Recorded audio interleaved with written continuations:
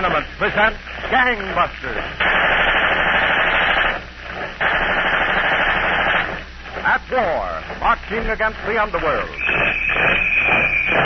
From coast to coast, gangbusters, police, the G-men, our government agents, marching against the underworld. Tonight, the case of a ghostly prisoner roaming the countryside unrecognized. A mountaineer farmer with a mysterious complex about burglary. A murder in a trailer camp. That's tonight's Gangbusters.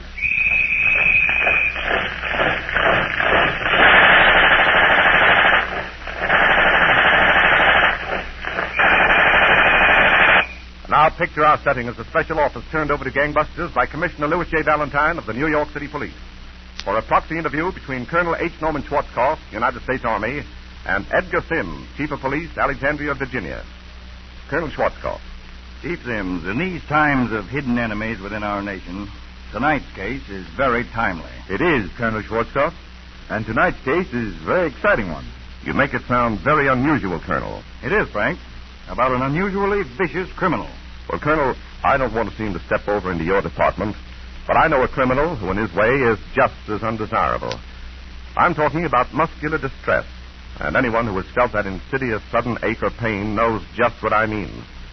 Still, I'm happy to report this particular felon has met his match. For the past 50 years, Sloan's liniment has been busy driving the soreness and stiffness out of aching, painful muscles, bringing quick and comforting relief to millions all over the world. Sloan's is the pat-on liniment that works like a heat treatment. All you do is pat on Sloan's. That's all. Just pat it on the sore place.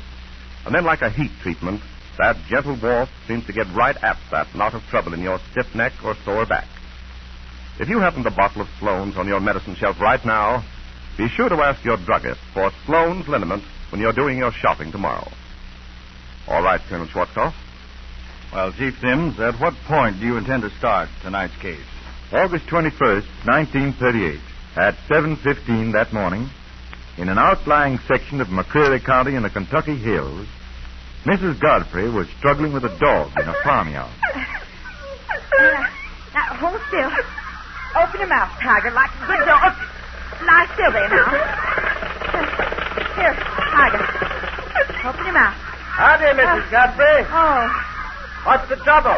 Plenty's the trouble, Mr. Buchanan. Help me with my dog here, will you? What's the matter? He's been poisoned. Hold his jaws open while I pour this vinegar down his throat. Now, look out, he don't bite you. Yeah, I got him. But just vinegar won't help him. I don't reckon. Why, vinegar's always good for poison, so I've heard. Quiet. Quiet. Hold him, Mr. Buchanan. Knocked the vinegar bottle right out of my hand. Look out. I gotta let him go. He's trying to bite me.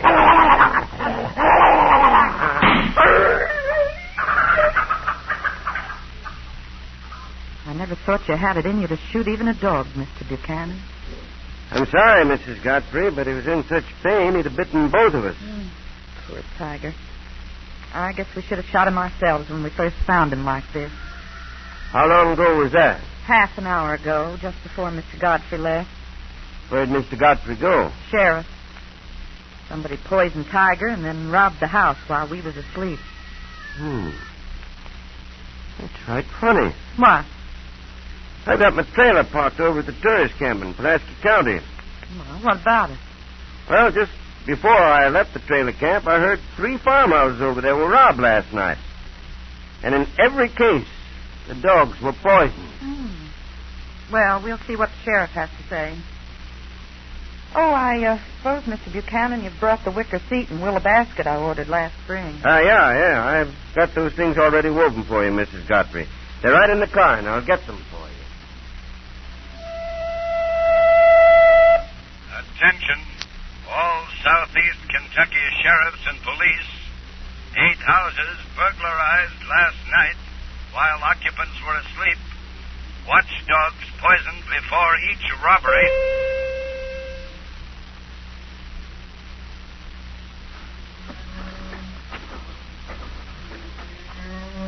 So there you are, Mrs. Godfrey.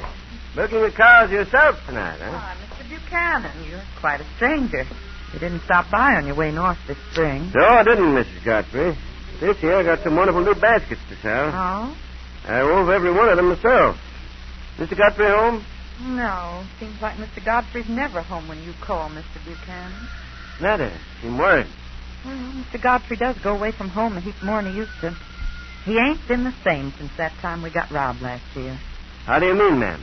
Well, he swears he's going to catch the burglar who robbed us and kill him. He's left standing word with the sheriff to call him up any hour, night or day, when there's another burglary hereabouts. You mean there's been more robberies since last year? Oh, mercy me. One last night over in Wilton and another one night before last in 4 Acre.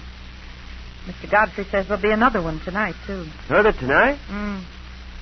How does your husband get all this advanced information? Seems like he just feels it in his bones. Like last night. Why, Mr. Godfrey was off for the sheriff's on a hunch almost 3/4 of an hour before the sheriff called him up about the Wilton robbery. These robberies been going on regular in these parts, Mrs. Godfrey. Yeah, they sure have. They come and go by spasms. Well, if you'll come up to the house, I'll look over your basket. Yeah, let me carry those milk pails. Oh, thank you. Don't you get a little frightened, Mrs. Godfrey, staying alone so many nights when Mr. Godfrey's away? No, Mr. Godfrey's going to fix up the farm with burglar alarms. We won't depend on a watchdog anymore. Oh.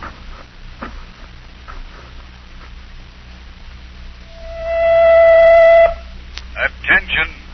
Third burglary in southeast Kentucky on third night in succession. Godfrey Farmhouse, pillaged second time in 2 years. Watchdog poison. Warning. New outbreak of robberies in Greene County, Tennessee. Same localities burglarized as were looted mysteriously last year at same time. Colonel Schwarzkopf, the Cumberland Mountain region was up in arms by this time, but the wave of burglary subsided as quickly as it had arisen, just as it did the year before. Then another year passed. And another epidemic of robberies broke out, Chief Sims? Yes, but not in the same territory, Colonel Schwarzkopf. From July to November 1940, dwellings were burglarized through northern Virginia. In the office of Fairfax County, Virginia, Detective Henry McGarrity and Detective Lieutenant A.R. Stanley of the Alexandria City Police questioned one of the recent robbery victims. Mr. Wilkins, just before your house was burglarized, there were a couple of strangers seen around your place. Yes, Detective Stanley. The day before my house was robbed, a fellow came around and he tried to sell me some baskets and seat covers he'd woven. Came around to sell you woven baskets and seat covers, eh? Yes, Detective McGarrity, and the next day he came back again. Returned the day after the robbery, eh? Yes, sir. He said he thought that I'd told him I might think over buying some of his goods. Did you ever see this man before, Mr. Wilkins? No, but he sold one of my neighbors a willow bark basket. And he mentioned having a trailer over at the tourist camp by Alexandria. What about the other man who came to see you, Mr. Wilkins? Well, he acted kind of like a nut. He said his name was Godfrey, and he came from down in Kentucky. Said his own house had been robbed twice, and 2 of his watchdogs killed. And it got him so mad that he's been chasing around the country ever since, trying to catch the burglar who did it. He's supposed to be the best shot in Kentucky, too. Didn't you tell me this Godfrey showed up at your house a few hours after the robbery? Yes, sir. Must have driven like the wind to get here from the Cumberland Mountains. It's over a 600-mile trip. The report on the robbery didn't go out on a teletype until nearly dawn, did it, Lieutenant Stanley? 5:25, to be exact. A basket weaver at a trailer camp in Alexandria, and a mountain farmer from Kentucky, both showing up the day after Wilkins' house was burglarized. Something very strange here. Chief Sims, I know this case is approaching its climax. And the most stirring and spectacular one, too, Colonel Schwarzkopf. Yes, but before you tell us about it, Frank Gallup would like to make a few predictions.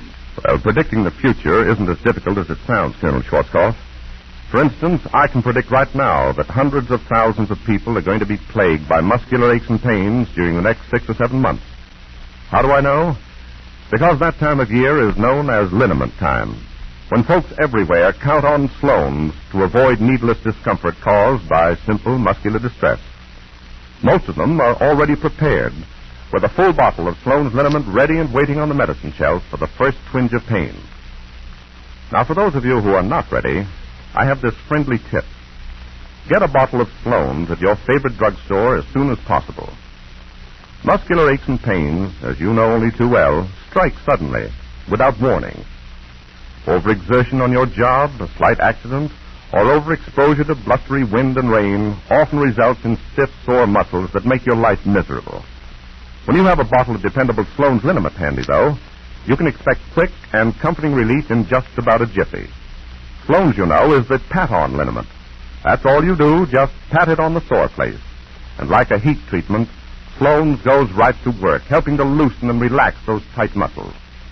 So make sure you have a bottle of Sloan's liniment on your medicine shelf at all times. Well, Colonel Schwarzkopf, I've finished with my predictions. What did Lieutenant Stanley find in that trailer camp? I was just going to ask that question of Chief Sims myself, Frank. Chief Sims, did Lieutenant Stanley and Detective McGarrity go to the trailer camp at Alexandria, Virginia? Yes, Colonel Schwarzkopf.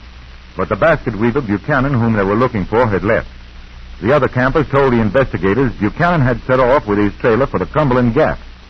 The Virginia police thereupon got in touch with Middlesbrough's captain of police, Barton.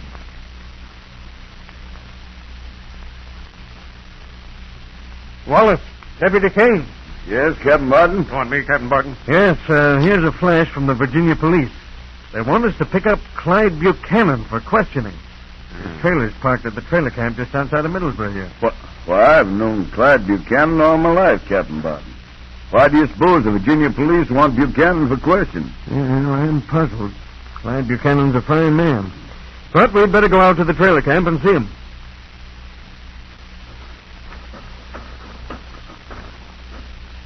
Yeah, that's Buchanan's trailer right at the end of this lane. Look, Captain Barton. Buchanan's coming out to meet us. Hello, Sheriff Wallace.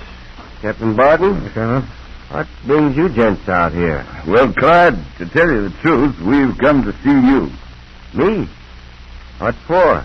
Well, the Virginia police seem to think you've had something to do with some robberies.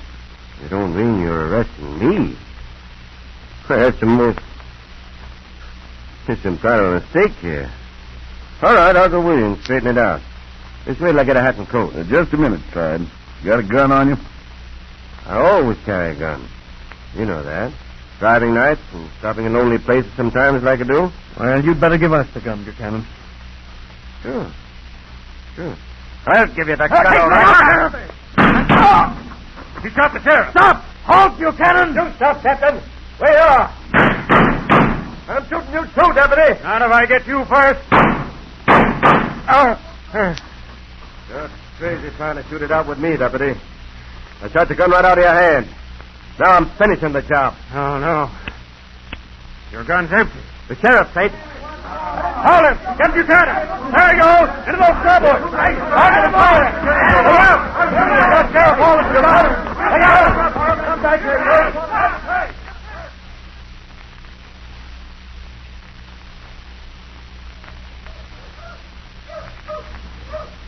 Who's in charge here? I am.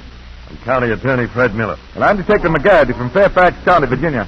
We're the ones who sent you the call that we wanted Buchanan for questioning. I know. Now we want him for murder. Yeah, so I've heard. If it's burglary evidence you're looking for, you'll find plenty in Buchanan's trailer over there. Chloroform, several different kinds of poison, and more money than a man could honestly make weaving baskets. What about this fella Godfrey? His actions struck us as suspicious, too. Godfrey? Yeah. Oh, you mean Farmer Godfrey? That's right. Well, he's innocent, but I don't know how long he's going to be. No, what do you mean by that? They tell me Godfrey's set off without authority as a one-man posse to track Buchanan down by himself. Now, if Godfrey does catch him, he'll kill him. He's cracked on the subject. When are you starting after Buchanan? Right away. We're giving the bloodhounds a scent now. Come on along if you like. Oh, thanks. Here you are, boy. Take a good smell of this. What's that? That's part of one of Buchanan's shirts. You take another sniff, boy. That's it. Say, this dog don't look big enough to travel with a pack. He's still a puppy. Never been out before, but this case will give him training. He's cunning little thing. Here you are, puppy. Come on now, sniff again. That's a good little puppy. All ready, men? All right, let the hounds off the leashes.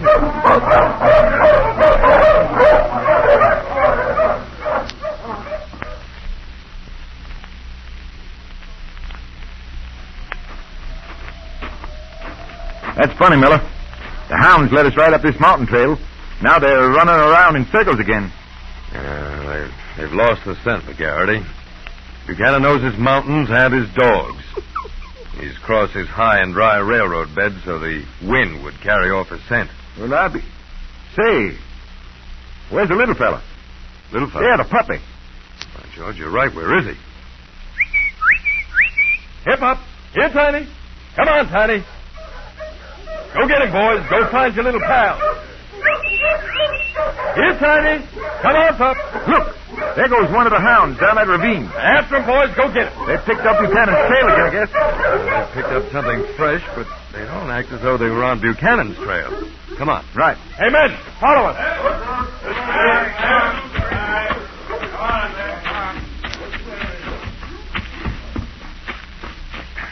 Well, here's the bottom of the valley. Now, where are the hounds? Listen. See, they found something over there in that thicket. What's that? Come on, there's somebody in there. Hello! Posse! Around that thicket! Let's go, McGarry. Right.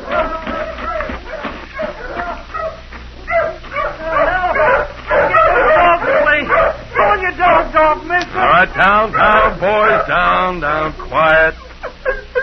All right, youngster, climb down out of that tree. Hey, this young fella's hurt. He's got a big gash on his head. No, I'm all right now. What happened, young fella? I don't know. I was hunting squirrels, and all of a sudden something hit me on the head. When I came to, my rifle and squirrels were gone. There was a little dog sniffing a piece of raw meat, and then the whole pack came A along. little dog? Where? Well, right over there where the big hounds are. All right, go away, boys, go away. Get away from that meat. Dead. That poor little pup. Yes. Buchanan must have had a vial of poison on him and poisoned this piece of squirrel meat to throw the hounds off again. That dirty yellow skunk. He was a good hound. He'd been killed on his first hunt. But he set us back on that killer's trail. Buchanan can't be very far away. Say, if you fellas are a posse, I'd like to go along with you. I'd like my rifle back. Great Scott, I'd forgotten that. Buchanan has this boy's rifle now. Son, you better stay behind. We'll bring your rifle back for you. And Buchanan, dead or alive. Come on, hounds, sniff. Take another smell of this shirt. Good smell. That's it. Now, don't lose the scent again. All right, that's enough. Now, go find him. Go find the rat who killed your little pal.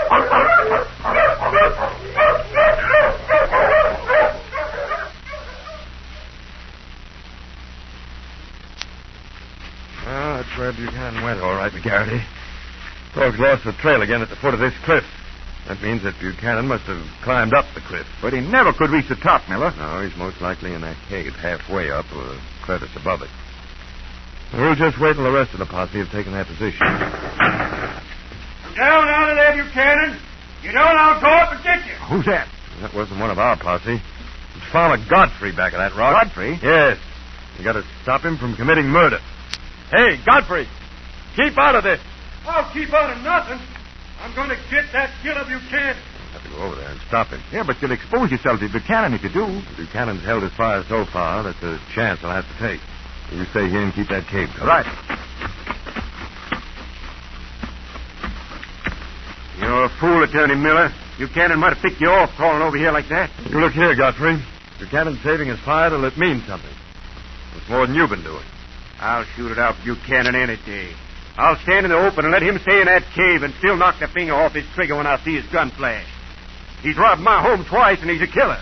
You'll have to have mighty good eyesight, Godfrey, to see a gun flash up in that dark cave. I ain't fixing to stay here.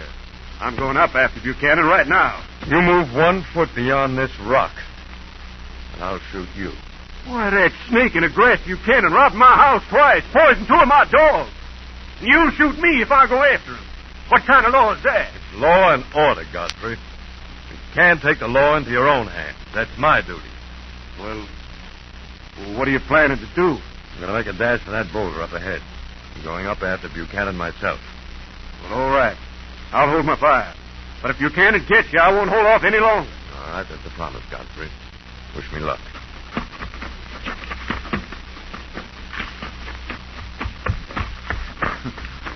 Garrity, well, what are you doing here? I thought I told you to stay back. I made a dash for this rock just the same as you did, Miller. We'll be mighty lucky if he doesn't get one of us. Buchanan! We know you're up in that cave. You'd better surrender, Buchanan. Buchanan isn't biting. I'll try once more. Come down, Buchanan, or we're coming up for you. That got a response all right. That bullet came within a split inch of my ear. That was a warning that Buchanan doesn't intend to be taken alive. Hey, look, there he goes, peeping out of the cave. Making for the crevice above, we'll have a better cover. Well, it's now or never.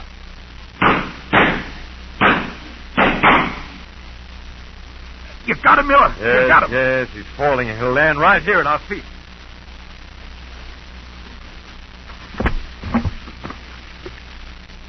Well, there he is.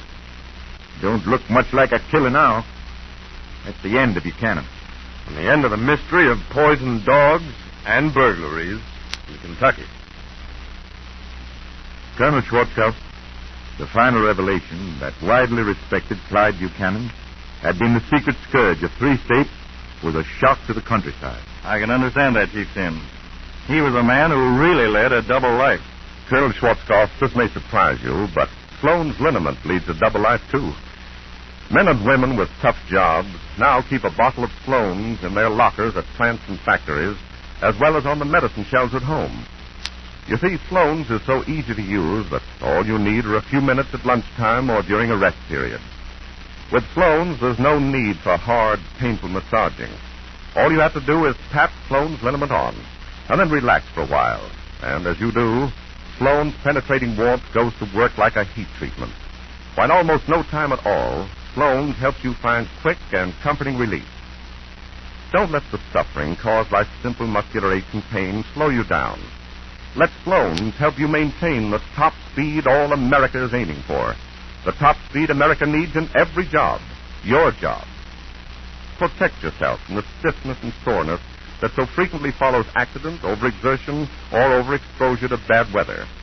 Pick up a bottle of Sloan's liniment tomorrow on the way down to work, and keep it in your locker always. And now, Gangbusters Clues. Wanted, most dangerous and ruthless criminals at large today. Number 1. Basil Hugh Bangard, alias the Owl, 42, 5 feet 8 inches, 156 pounds, graying chestnut hair, blue-gray eyes, distinguishing marks, hair comes to arrow point, bald left and right front. Hair comes to arrow point, bald left and right front. May wear toupee to cover this. Wrinkles across forehead. Wrinkles across forehead. Raised scar upper right chin. Raised scar upper right chin. Mole left cheek. Mole on left cheek. Eyes have owl-like appearance. Eyes have owl-like appearance. May wear glasses to cover owl-like eyes. May wear hat or toupee to cover bald spots front of head. May wear glasses to cover owl-like eyes. Urgently wanted criminals, number 2.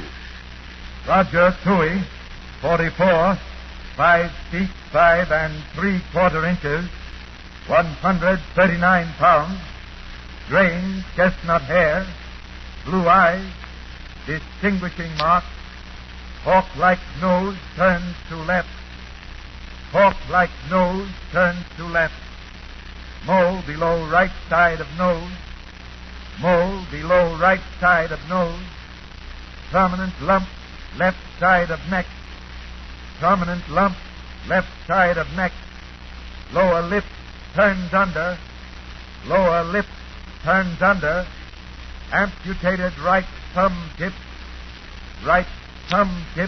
amputated, may wear gloves to cover this defect.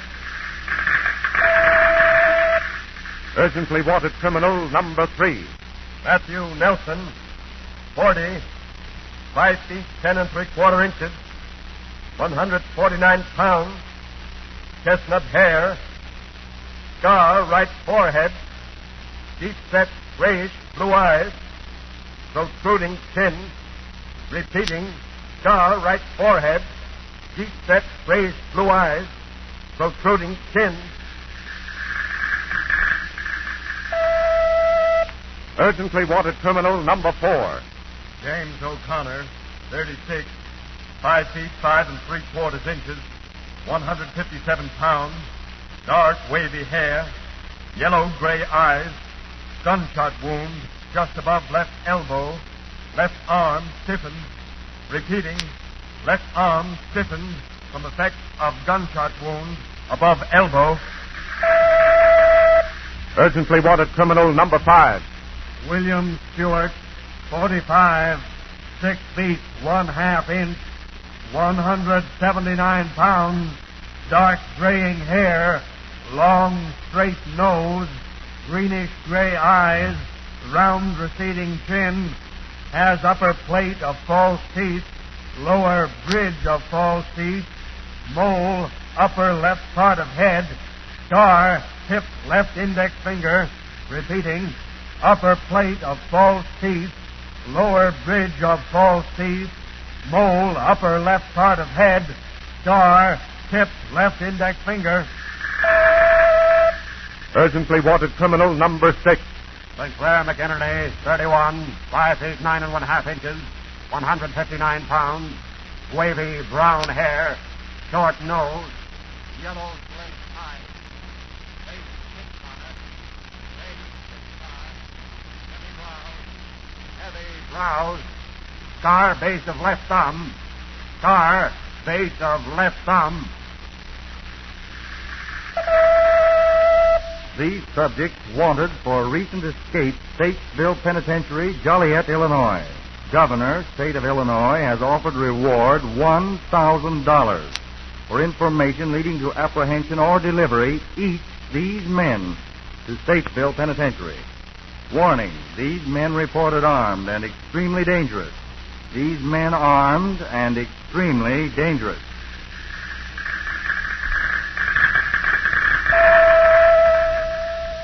If you have any information concerning these clues, notify your local police, the Federal Bureau of Investigation, or Gangbusters at once.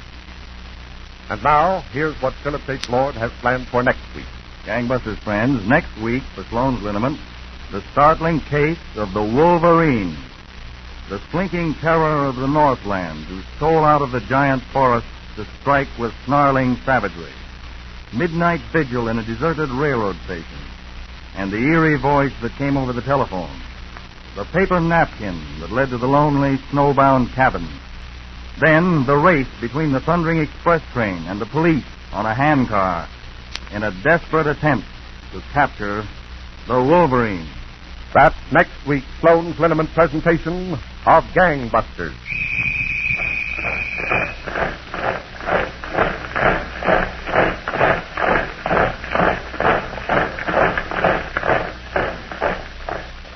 Gangbusters is a Philip H. Lord production which has originated in New York.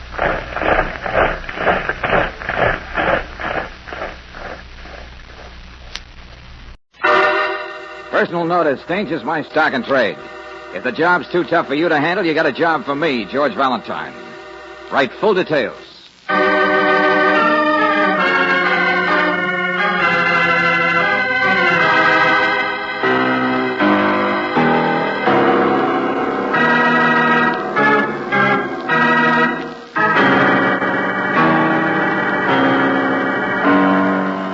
Standard Oil Company of California, on behalf of independent Chevron gas stations and standard stations throughout the West, invites you to Let George Do It.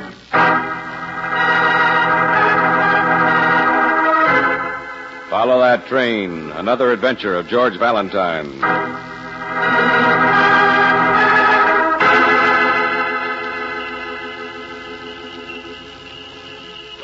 Dear Mr. Valentine, I need your help.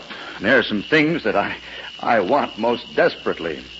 Well, what I want is the following. A green electric train with a real whistle and a blue and yellow observation car, a jump-up turtle that snaps at you, an atomic rocket gun M1 non-automatic, a yo-yo, and a pair of skates. Signed, Santa Claus.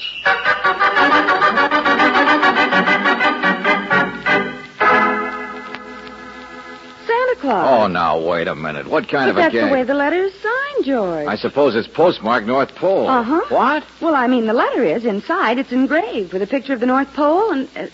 Uh-oh. In small print, it says, Local Branch Office, Gumpert's Department Store.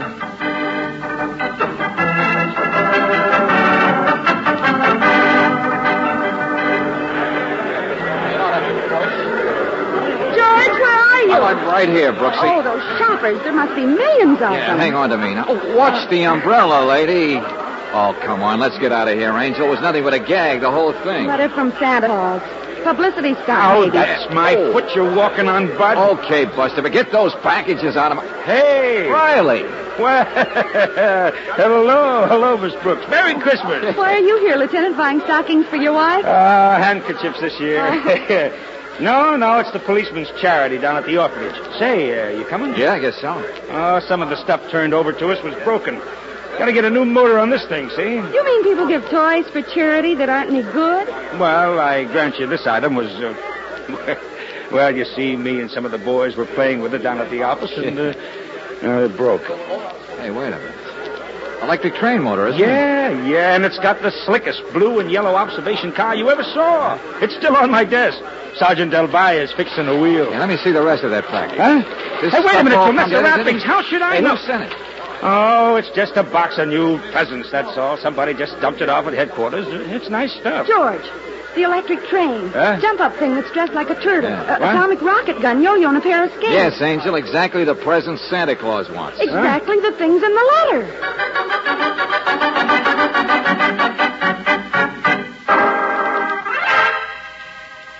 No. You misunderstand. All those men you saw dressed in Santa Claus suits go outside. Yes, they work on the streets for blocks around collecting money for charity. You mean ringing a bell and saying, buy your gifts at Comfort's? Well, people are used to commercials. But really, sometimes even I don't know how many there are. The agency always seems to send one more than we need. Yes, but look, inside. Is there only one Santa Claus inside? Well, but of course. His name is Joe Smith, the most reliable young man. A young Santa Claus? Well, he looks the part, all right. Oh, he's the real one. He's been with us several years now. The children all believe in him. Well, then he's the guy we want to see. Perhaps if you would tell me why we don't allow adults inside North Pole. There's a fence around it, naturally. Please, I'm a busy man. Here's my calling card. Yes, but... Oh, of course, Lieutenant. It's easier if you slip through the credit department here. The side door. Watch your step. That's supposed to be an ice floor. All right. I'll get the answer to this for you, Valentine. There's nothing to it. I'll just open the... What the... All right, little girl. You'll be next. Come on. Oh, North Pole. We couldn't get in there today. Well, I guess maybe we'd better shut the door. Valentine, maybe we gotta forget. Riley, let me have that package, will you? Huh? And you, where does this Joe Smith eat his lunch? Why, he eats at home, I believe. Uh-huh. And his address is 17 West Federal. That's near here. It's one of the side streets. Okay, thanks. Valentine, wait a minute. Those presents are for Riley, what would you do if you got a letter from Santa Claus? Well, I'll grant you I'm still curious myself, but... Okay, you can have your electric train after lunch. Huh? Now, maybe this is crazy, but I don't want anybody disappointed at Christmas time. Especially St. Nick.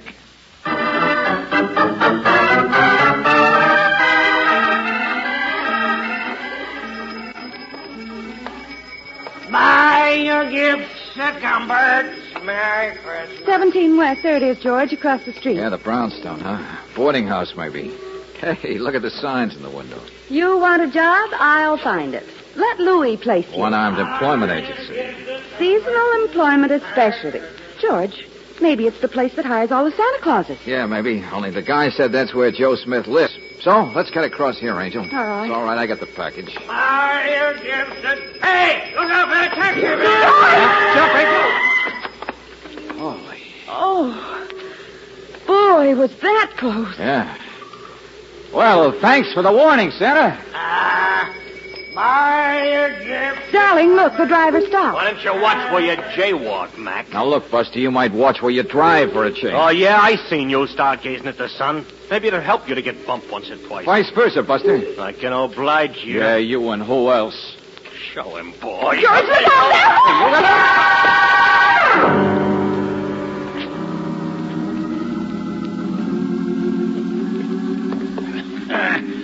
Bad enough a man should be a Samaritan. He shouldn't strain his heart doing it. No, Hilda. His feet on the couch, not under him. Yes, Mr. Louis. He might break his leg. You want he should sue us? No, Mr. Louis. Oh, my back. There we are. Oh. Men my age carrying bums off the street. Hey, where am I? It's Mr. Louis' house, sir. Louis' house? I'm a Cook Hill, and I saw you lying out on the street. Louis' and... house. Oh, the employment agency. It won't do you any good to sue us. Well, this is where Joe Smith lives, isn't it? Oh, no, sir, no. Joe Smith lives. That does it. I break my back like a Samaritan for insult. Joe Smith is my boyfriend, that's all, sir. I mean, he lives in a cheap little hotel, but this is a better address. Lives here, that's all I need. A worthless bum. Every time I turn my back, he's eating my meals. Every time I go out, he's sneaking in. Okay. You don't like your cook's boyfriend. Skip it. Hey, I was carrying a package. A package? Now he thinks we're stealing. What package? And wait a minute. Where is she? Where's Miss Brooks? Who? The girl. The girl who was with me out there on the street when some guys jumped us. Where is she?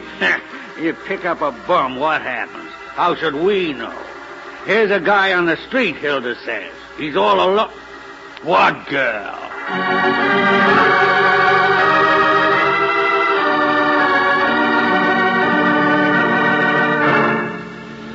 So she's disappeared, maybe even kidnapped. I'm just as worried as you are. Only will you please... Those guys jumped us.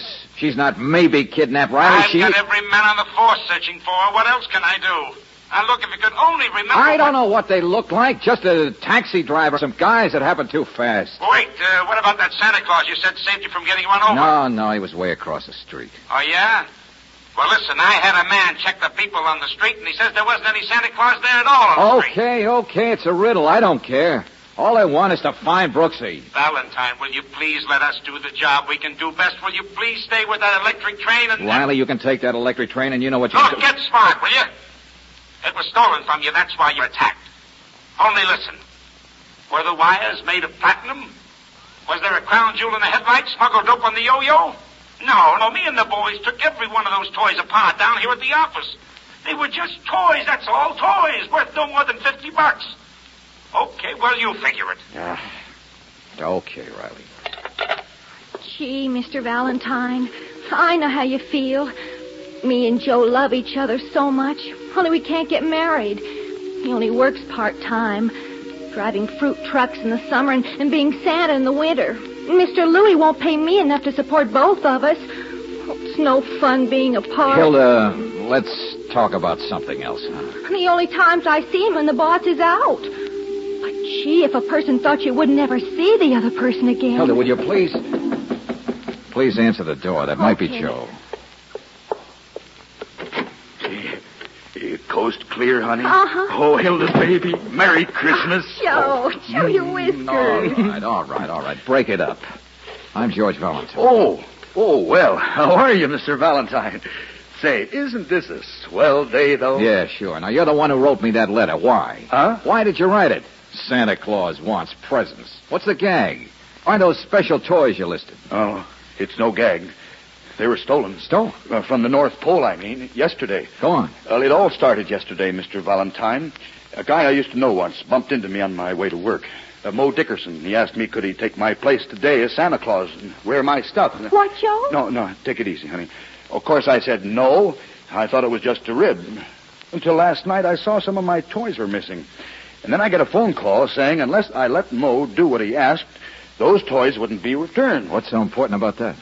Well, if they weren't returned, I'd be in trouble. I'm responsible. Nobody's allowed in the North Pole except me and the kids. Not even store help. Oh, no, I'd be in trouble. Uh-huh. It was Mo's way of pressuring you into doing what he wanted.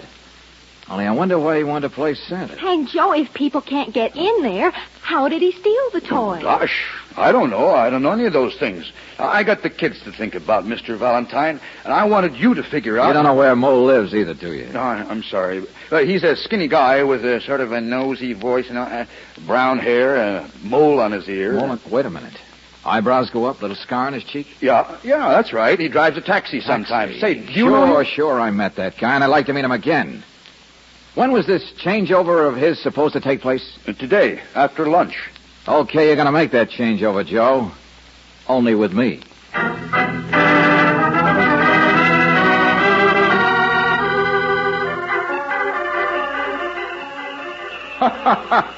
Well, of course, little girl. The dolly will do everything your baby sister does. Don't you worry. Yeah, brother, how many kids are there in this town?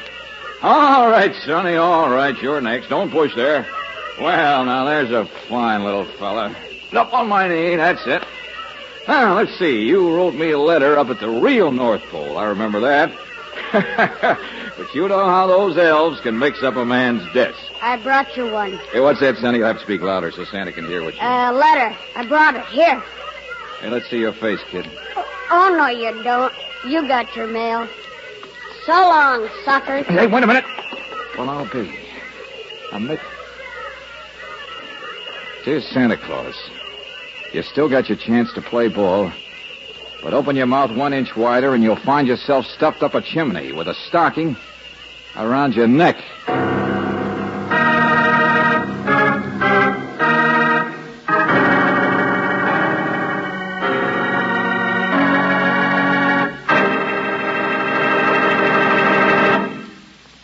We'll return to tonight's adventure of George Valentine in just a moment. Christmas shopping is usually a happy and exciting affair. But when you have to do a lot of heavy traffic driving all over town, it can get a little rough on your nerves. Rough on your car, too. That is, if you have the wrong kind of gasoline. For perfect traffic performance, just try Chevron Supreme gasoline. It's a premium quality gasoline that gives your car a fast start every time. No delays, no extra strain on your car's battery. Smoother, faster pickup, and ping-free power on hills. Best of all, Chevron Supreme is climate-tailored. Tailored according to weather reports from your area.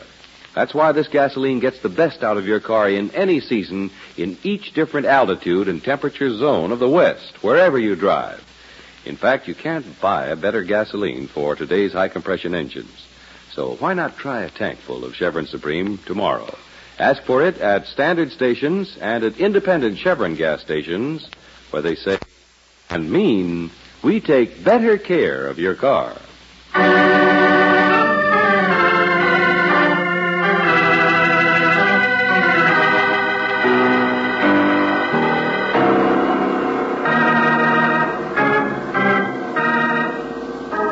And now back to tonight's adventure of George Valentine. You receive a letter for help from Santa Claus. For a while, you even play Santa at the North Pole, local branch office, Gumpert's department store. But in the meantime, your assistant, Claire Brooks, has disappeared. She was kidnapped, and so far, the police haven't located either her or the man who was there at the time, Mo Dickerson. All this and a midget and a note threatening murder just because of a missing electric train and a few other inexpensive toys. Even if your name is George Valentine, you're thoroughly and completely stumped.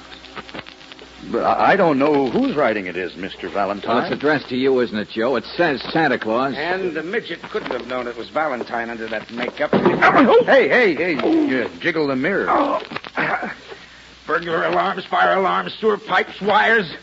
Is this the best Gumperts can give you for a dressing room? Well, the basement's better than a restroom. Oh. At least the other employees don't pull your beard all through a 10-minute break.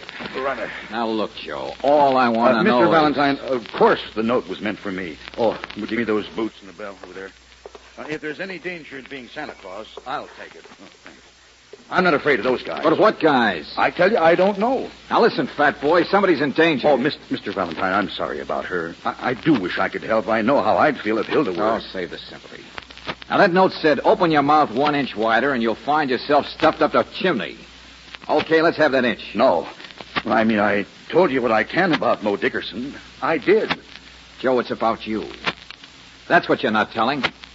Look, I've been doing all right for years, you see. It's only happened once, and it was a mistake. I'm honest. I drive trucks, and it's hard to get jobs sometimes. But I like kids, and I'm in love with a girl. I'm making a life for myself. Joe, what was it? That once. Jail.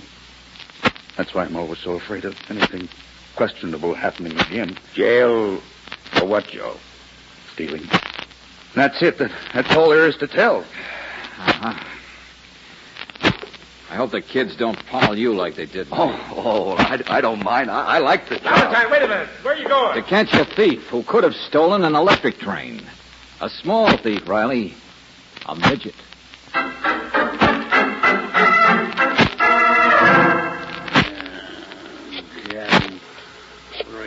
For trick jobs, Louie. If you can't be very many of them in town, they ought to... Tall guys for a water ski in Florida. Who is employment? Now, here, listen. On a paycheck, so get over here. No. What's what? He's in a... Take the next. Main 8409. The kid who gave me the note. And he must be at the North Pole yesterday. Tell me who he is, then he can put the rest of the boys. Yeah. It's a job for a radio announcer. Hey, results. Somebody at the door. Something. I get a commission. Go on, what? You're all right, small fry. Don't worry. Here. Brooksy. I want you to meet the most charming, but you are charming. My name is Falcon A. Look, Angel, you were kid on the sidewalk. When I came to, you weren't there. Now... Married man, Mr. Valentine. No. George, no. I took the electric train. There, and the next thing I knew, I was wondering... And there she was, Mr. Valentine. She'd fainted. Naturally. George, he even took me to the emergency hospital. See my bandage? Oh, it's under my hat. Mr. Felton, you and who else revived her? Tom and Jerry? I beg your pardon. My darling, once a year a little nutmeg won't hurt anybody. Oh, George. Hey, come on, Angel. You should have stayed in that hospital. Hilda, where are you? Oh, here I am, Mr. Valentine. She can lie down on my bed. I'll take her. Oh, you poor thing. I'll go with you. Oh, great. Well, I guess I ought to be grateful to you, Wolf. Yeah. I'm sorry you were so alarmed. So were the police. Oh, dear. And me, a married man. Mr. Valentine, perhaps if there's no further way I could be of assistance... No, hold it.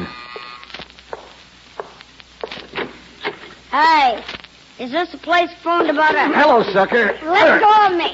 Put me down, you big boy. Lay it down. Mo! Oh, good heavens. Hey, what's Mo! going on? What's this? What's this all about? Mr. Felton, here's your chance to make up. Hold this half fight. Well, now, Put me down. What's the matter? Wait till Well, Mo, welcome to the party. Mr. Valentine, really?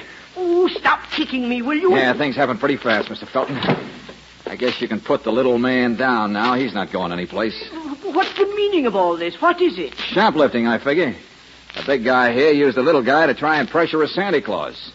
Wanted to borrow a red suit for the afternoon so he could get into Gumpert's unnoticed and fill his stomach full of mink coats or something, I suppose. Yes. Only what I don't... Yes, really, Mr. Valentine, that scarcely makes sense. But then I suppose neither will this. Hey, boy. Nice going, boss. Thank you, Wiggly. Thank you.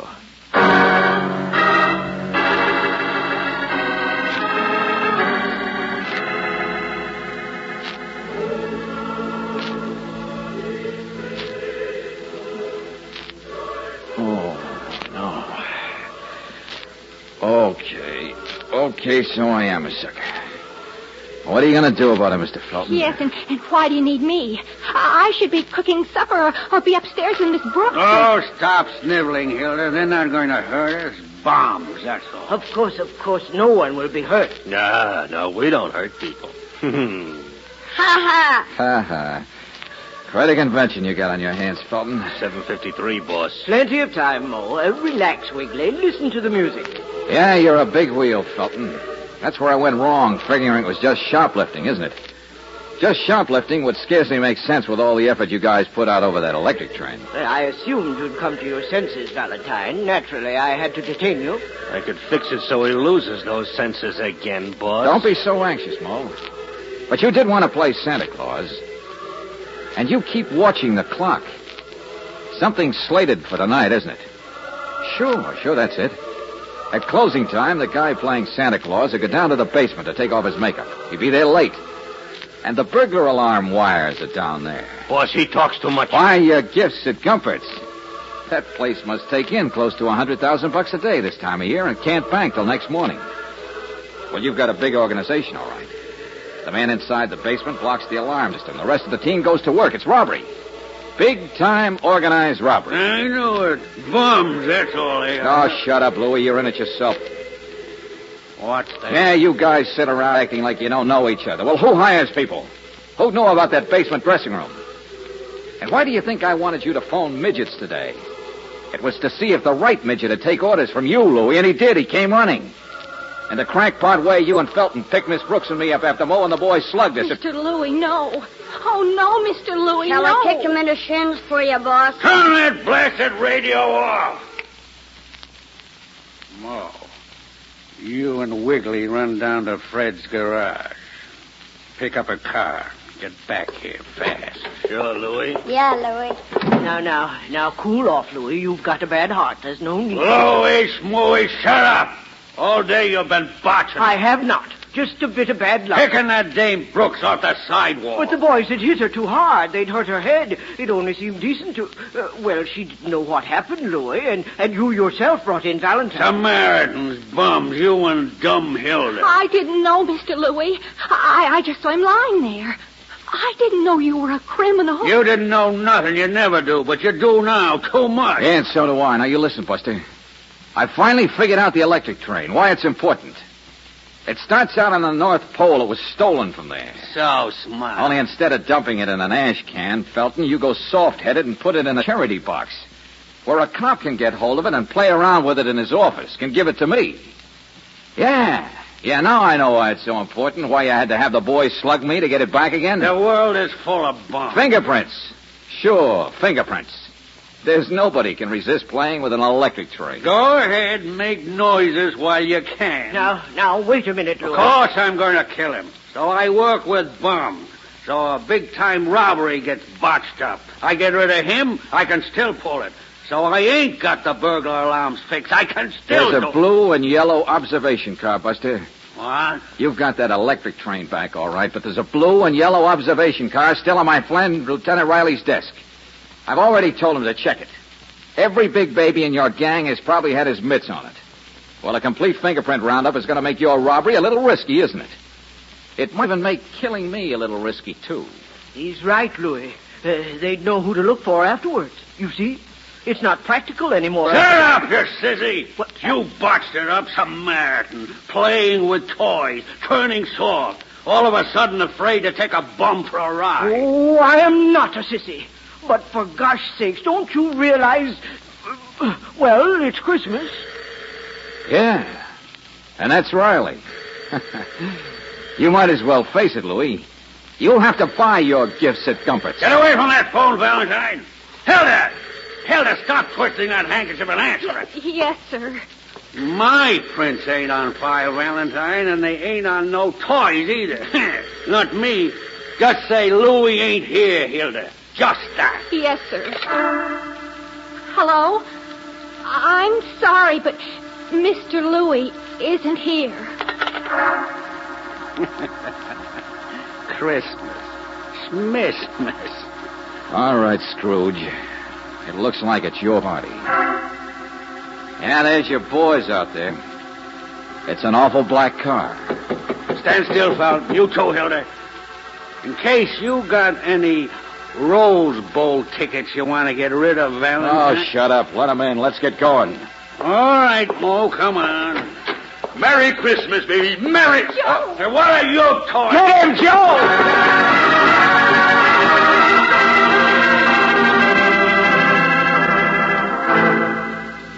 Gee, Mr. Valentine, you knew all the time it would be me on that telephone. Boy, I came tearing. Well, the only times I can see her when she tells me that old bum Louie isn't there. Oh, it's lucky that other Santa Claus told me to phone the minute I got off work.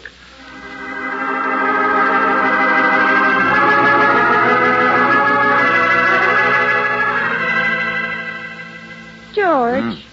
George, at least you'll admit it was lucky that Joe should telephone the minute he got off work at 8 o'clock. Well, I hope that was Joe on the phone. That's why I tried to keep Louie mad. Keep him from looking out the window to see who was really coming. Oh. But what about that other time when the Santa Claus practically saved our lives? When that taxi almost ran us down. Yeah, the one who warned us. Lieutenant Riley said there wasn't a Santa Claus on that street. Uh-huh. And in the store, who suggested Joe telephone? There isn't any other Santa Claus inside the store. It's only outside. George, who was it? Well, what's the matter with you, Angel? Don't you believe in Santa Claus?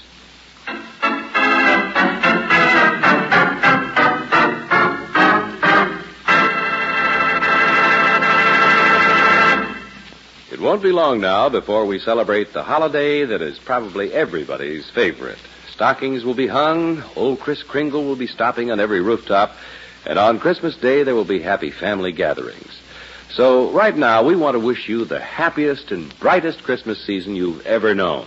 A Merry, Merry Christmas to you from all of us here in the studio, and from the sponsors of Let George Do It, Standard Oil Company of California.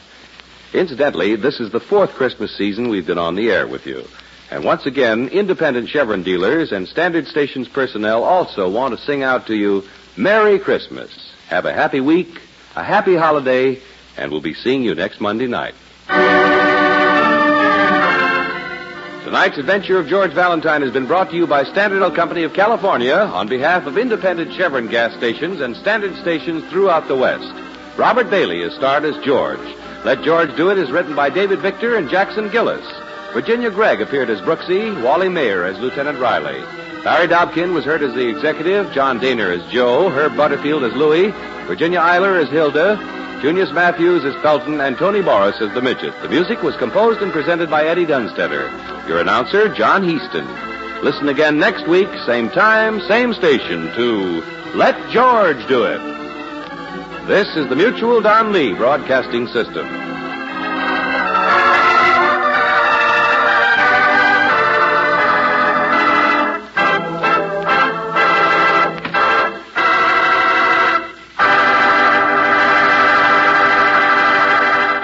When my telephone rang, it jerked me out of one nightmare and right into the middle of another, where a woman with a secret, a worried man, and a shadow out of the past met with fear and fury in the dead of night.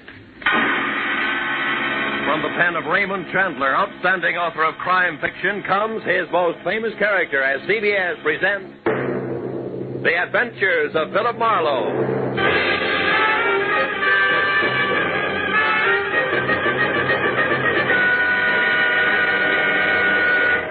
And now, with Gerald Moore, starred as Philip Marlowe, we bring you tonight's exciting story, The Friend from Detroit. There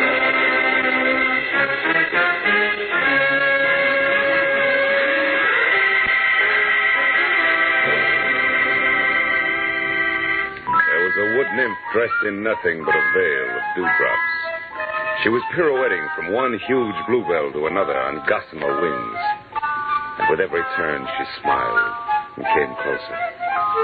But just as I reached out for a hand, something happened. The bluebells changed into old tomato cans and started to ring. A bandy-legged little man with a jackhammer went to work on my head. I fell over a cliff, and just before I landed on a red-hot pile of broken Scotch bottles... Oh, I woke up.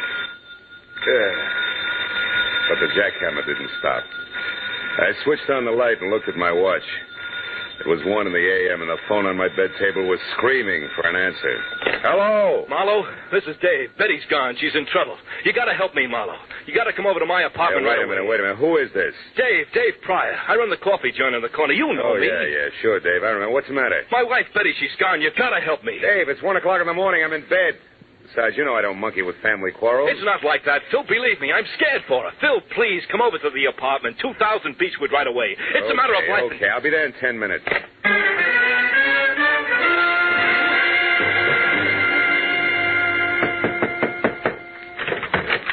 Marlowe, I thought you'd never get here. Look, somebody fired a shot through the door, and when I got back with the aspirin, Betty was gone. All right, wait a minute, Dave, hold it. I'm not even awake yet. Look, sit down. Take it from the top. Slow. Yeah, okay. Maybe it started this morning at the coffee joint when a fancy guy came in and talked to Betty. She waits on the table. Yeah, I know. What do you mean fancy? Well, a slick dresser, cufflinks, stick pin, all that. I didn't know him, and Betty tossed him off to me as a masher. Maybe he was, but she seemed upset. Lower, huh? Oh, yeah, sure. Well, tonight about 9, another guy came in, a chunky bird with a deep voice. Betty had just got back from shopping, and I was in the kitchen. See, when I heard a tray of dishes fall and Betty came back, white as a sheet, she was scared, Phil, scared. Hey! Oh, I'm sorry. All right. Go ahead. I looked out, and that chunky guy was leaving. Betty insisted he had nothing to do with it, that she was just nervous. Was somebody else in the place at the time? Let's see. Yeah, some Tribune reporter that comes in every night was up at the counter. He was the only one. And Betty stayed on the job till you closed, huh? Yeah, till midnight. But, Phil, she was in a bad shape. Mm-hmm. After we got home here, she sent me out for some aspirin. I was only out for 15 minutes, Phil. When I came back, she was gone. And look, this bullet hole in the glass door to the backyard. Somebody out there shot at her. And maybe hit her or All right, something. Dave, steady. Now take it easy. You and Betty have a gun? No. Why? Well, in the first place, the bullet went out through this glass. It didn't come in. And another thing, Dave, who did you call tonight after you phoned me? Why, nobody. Phone directory on the dresser here's open to the B's. Boone to wardrobe. Mean anything to you? No, I didn't even realize it was over there. I looked you up in the classified. Mm-hmm. Okay, come on. Let's take a look in the backyard. Any light out there? Yeah, I rigged one up for the barbecue.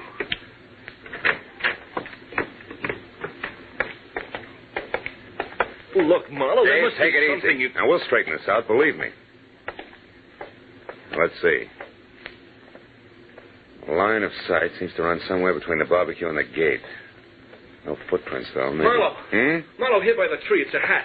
Gray snap brim, initials VR on the sweatband. VR. Mean anything to you? Why, no. What? Sure. That's Van Remini's hat. He's the newspaper guy I told you about. Tribune reporter that was in your place tonight? Yeah. Why should he be dodging bullets in your backyard? I don't know. Dave, where's Betty from? Detroit. When she came out here, I gave her a job. And then you both fell for each other and got married, huh? Yeah, 2 years ago next month. And we've been happy, Phil. We've been... Yeah. Now, look, Dave. Why did you call me instead of the cops? I guess I'm afraid she's mixed up in something bad. You know, if it turns out that way, I'll have to call him myself. Okay, Phil. But you're on my side until you know for sure. Yeah. All right, now you stay here, close to your phone. Okay. I'll check with you. Right now, I got to get a line on a bare-headed reporter. He can get us started if he hasn't lost anything more than his hat when I find him. So long, Dave.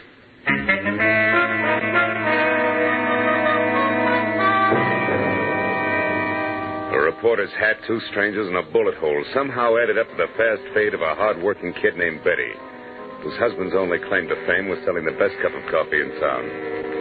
It made no sense, but as I walked up the street toward my car, I figured that through Van Remini, I could get to the first answer. I was wrong. The first answer got to me. A thick hedge suddenly sprouted arms. One jerked me around while the other held the cold throat of a .45 against my throat. Your car registration tag says your name is Philip Marlowe. No kidding. How do you suppose that happened? But it doesn't mention your racket. Shamus, maybe? Could be. And you? I'm a tourist. Oh, sure. Just out to see the sights. That's it. One in particular. $25,000 that belongs to me. I don't want any interference from you or that square inside there. You mean Dave Pryor? I mean Dave Pryor. I'll go back in there and tell him to cool off. The little woman is all right. She's just helping an old friend, you might say. Might I say you're the friend? Never mind. Unless Mr. Jitters in there kicks up a fuss, everything will be fine. Betty knows what she's doing. She's got a lot of talent for it. Too much to waste slinging hash. And remember what I said, Marlowe. Lay off. I'll remember more than that about you, Foghorn. Just remember to count 10 before you move, boy. Well, there's no point in trying to outsmart a .45. And with 3 steps, Foghorn vanished in the night. Also gone was a big chunk of my respect for a doll named Betty Pryor and a taste in old friends. Just so I wasn't jumping to conclusions, I went to my car and drove down to Hollywood Boulevard. At the first all-night gas station, I stopped and put in a call to the Tribune, where a guy on the desk told me, through a mouthful of mango cigar, that unless Remini was at Bungalow 24, Beverly Crest Hotel, covering the murder of an ex-Detroit hood, he was fired. Then he hung up. But the one word Detroit made the call a jackpot, so I headed for the hotel on the double. It was pink and Spanish and squatted in a grove of well-behaved palm trees at the edge of a domesticated jungle, which gave the illusion of privacy to a string of bungalows that weren't.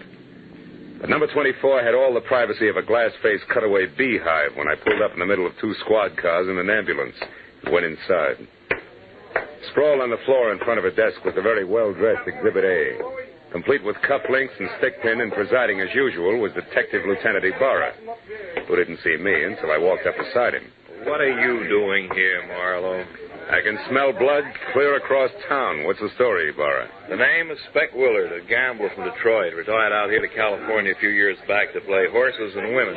He was shot to death at about 8 o'clock tonight by a person or persons unknown. Another gang job? No, I don't think so. Looks more like armed robbery that got out of hand. How so? We found a currency wrapper from a local bank that read $25,000 in an open drawer in the bedroom.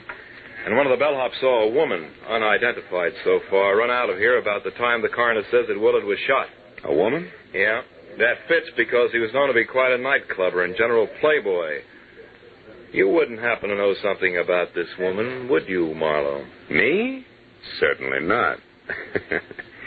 No, I'm after a man, a live one, I hope. Mm-hmm. Well, look, Marlowe, take this nickel. In case you should just happen to hear something, I want you to spend that on a phone call to the police department.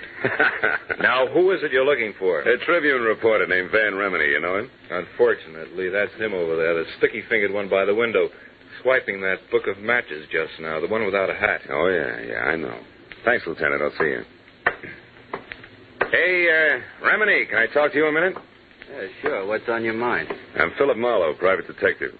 Don't apologize. What's up, Marlowe? Know a girl named Betty Pryor? Pryor? Mm-hmm, yeah. Yeah. She and her husband run a one-arm joint on Franklin, don't they? That's right, Remini. I understand Betty got into a little trouble tonight. Heard about it? Nope. Wouldn't worry, though. Trouble's not new to Betty. Yeah, that's one popular school of thought. Incidentally, you seem to be going a long ways out of your way on this run-of-the-mill murder story, Remini. You're taking a long way around to the point, pal. Get with it. I'm in a hurry. Okay, pal. But keep it under your hat, won't you? The gray one, I mean. Oh, so that's how... Yeah, that's the way it is, yeah. Now, do you mind telling me what you saw in Pryor's backyard tonight? You name it. Shall I play dumb or lie? Suit yourself. See, my press card's just as good as your license, sweetheart. It gets me in, gets me out again. In my dodge, that's called reporting. Remini, I'll squeeze the truth out of you eventually. I'm sorry I can't wait. Got a deadline. Anything else? Yeah, one thing, a match. Yeah, sure, Marlowe. Anytime. Thanks. Mm-hmm. And, Remini. Yeah? Don't hang on too long, huh? Liable to singe your pinkies. The reporter blew out the match and looked at me steadily for a moment. And his lips shaped a word I ignored. And then he walked away. I had seen enough of the book of matches he'd stolen to know it was from the Star-Kissed Room, a glossy, glass-roofed, dine, dance, and drink emporium near Arthur Murray's studio on Wilshire Boulevard. So I made like I was in for the night and watched Remini leave. All the way to his car, he kept looking back over his shoulder as if he expected to be followed. I waited till he was out of sight, and then I headed for Wilshire in the Star-Kissed Room. But when I got there, it was closed. Remini's car wasn't in the neighborhood, and the only thing that kept the trip from being a total loss was a spotlighted picture. 10 feet square of a sultry, svelte chanteuse labeled Carla Gordon. Whose come-on-in smile and almost costume was a cinch to increase the accident rate of the block by 20%. But then I took another look at her name and got back to business. It started with a B, as in phone book, opened to Boone and Bordeaux. I found a directory, got it open to Boone and Bordeaux, and halfway down the page was Borden, Carla, 2840 North Lucerne. It took 10 minutes to get there and 2 more to find out she had an apartment, number 17, at the end of the first floor hall. The door was open and I started for it, but got back close to the elevator when a woman came out and ran down the corridor toward me. It was Betty Pryor. Hold it, Betty. Whoa. What? Marlowe, what are you... Never mind the stall, Betty. I've been in a long time. Why, I don't know what you're talking about. Now, look, you left a pretty worried guy at home. Dave, did he send you after me? That's right. Why can't you fools leave me alone? Why does he have to be so stupid? Hey, you've got a few ideas mixed up, kid. Oh, sure, I'm wrong. I'm the one who's all mixed up. Let go of me. Until I've got a couple of things straight. Now, what happened? Did life in a hamburger stand get a little stale? Yes, you two-bit snoop. Okay. Dave thinks you're in trouble. I think you're in trouble, and I think somebody waved a few bills at you, and you lost your grip. Why? And you're in so deep now you can't get out, and it's no more than you deserve. Now, come on. We're going right back down the hall to Carla's apartment. We're going to have a little chat, just the three of us. No, I won't. Let go. Come on. Take your hands off, Marlowe. Stand still. Well, my 2 chums, the Foghorn and his .45 caliber equalizer. Easy does it. You were lucky the first time. Well, Betty, did you get it? No, something went wrong. Something terrible. Shut up. Marlowe isn't deep. We'll talk after he's out of the way. All right, you. Get in that elevator, chum. And we'll wait right here to see you leave. Get on here. That 45 makes you awful brave, chum. This way we don't offend the lady by being uncouth. You get a chance to go up in the world. Just put your finger on the button. Now, wait a minute. Come on. All right. Now, all you have to do is push.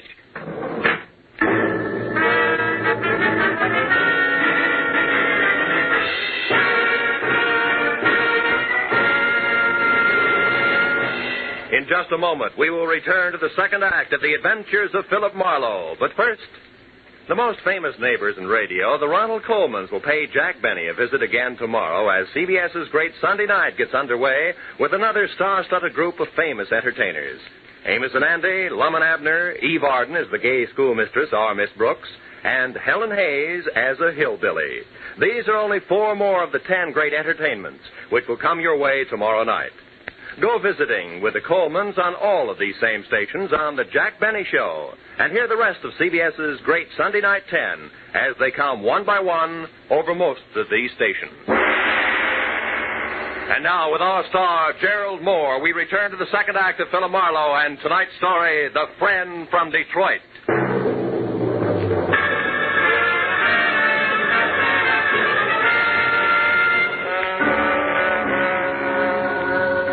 My cage on cables was 10 exasperating seconds getting to the next floor. And I was another 10 getting free of it back down the stairs and out into the dark street where the red splash of a taillight disappeared around a corner. And that was all that was left of Foghorn and Company. So I turned back toward Carla Borden's room. When I stepped across the threshold, I found that with the exception of a single bureau that was still intact, apartment number 17 looked like it had just played host to the vortex of a cyclone. The bed, a chest of drawers, another bureau, a desk, everything was inside out. In the middle of all that was the body of Carla Borden. Blood from a deep, ugly cut on her head, staining the snow-white front of her Angora sweater. I saw something else, which reminded me that this was not the first corpse of the night. The plush leather frame was shaped like an oversized lifesaver, and in it was the picture of a handsome man, all smiles, inscribed, "With love to my very best girl, Speck Willard." It was 10 minutes before I got through to Lieutenant Ibarra, who was still up at the Beverly Crest Hotel. And after I told him about Carla and her connection with the late Mr. Willard and Betty Pryor and my connection with Dave, I stopped talking and listened. Marlowe, we just learned that Willard had some kind of a $25,000 caper going with one of his old mobster friends from Detroit, named Joe Lazar. So maybe it's something with a voice and actor below bottom? The same, Phil. Anyhow, it looks like they worked out a gambling deal for old time's sake. At the last minute, Willard tried to welch on Lazar and got killed for his trouble. And Lazar searched the place until he found the $25,000. No. That part doesn't fit, Ibarra. How so? Well, I've run into Lazar twice tonight. I know he and the money are still strangers. Oh? And after what happened here with the team of Betty and Lazar getting to the singer Carla, I figured they're still looking for it. Also, I figured Carla was somewhere near when Lazar killed Speck Willard, and that she took the money and... Call you later, Ibarra. We got clumsy company in the hall outside. All right, ballerina, get your foot out of that bucket and come on in with your hands up. Well, the man with a very long nose for news. What brings you around, Remini? For one thing, the fact that you got no corner on brains, Marlowe, and for another, who did that to her? Our mutual friend, Betty Pryor, and her running mate. I believe they were looking for $25,000. Did she and Joe Lazar get the money, Marlowe? No, they... Hey, Remini, how did you know the man with Betty was named Joe Lazar? Haven't you heard? I'm a good reporter, Marlowe, the kind that keeps eyes and ears open and mouth shut. It isn't until I know the whole story. Which, as far as you're concerned, is precisely what? That I happen to be... You happen to be? That I happened to be in Dave's restaurant early this evening, where I recognized the only other cash customer as Joe Lazar, an out-of-work mobster from Detroit. He said something to Betty that scared her right out of a tray of dishes, so I figured I'd find out what was going on. I've been in on the show ever since. Yeah, including a corny blackout up at 2000 Beechwood Drive where you lost your hat running away from a bullet. That's right. Yeah. And just so you don't toss and turn when you get around to going to bed tonight, I'll fill in the rest. I followed Betty and Dave from the restaurant to their apartment. I watched her get rid of Dave, and then when I saw Lazar come in, I moved up close to the window. And stayed there until Lazar spotted you and threw a bullet your way? You're very clever. Yes, I am, yeah. But before that happened, I heard him tell Betty that Speck Willard had talked about a girl singer at the Starkiss room named Carla Borden. And that since he didn't know Carla on sight, she could have been the lady he'd seen running out of Speck's apartment with a 25 grand. Oh. Now that phone book of Dave's open to the bees ties in. I'm so glad. Now, Marlowe, lest we digress too far, how come this one bureau here hasn't been turned upside down along with everything else? I don't know. Any more than I know why you're holding back so much from the law. Well, maybe it's because I don't like cops, Marlowe. Oh, black ones. Or maybe it's because I'm in the same kind of racket as you. Chin way out and a lot of fast talk just so papers can know what's going on an hour ahead of the rest of the world. Well, there's no 25,000 in here. I got to blow. Before Ibarra shows? Before Ibarra shows. He always arrives with an entourage, Marlowe, one that includes other news hounds. So it's me for a fast cab and downtown to my paper with a story. So on, fellow. See you around. Hey, wait a minute, Remini. Yeah? I'll give you a lift. I'm going that way myself. Okay. I got a story, too. A lousy story I've got to tell a nice guy named Dave. Come on.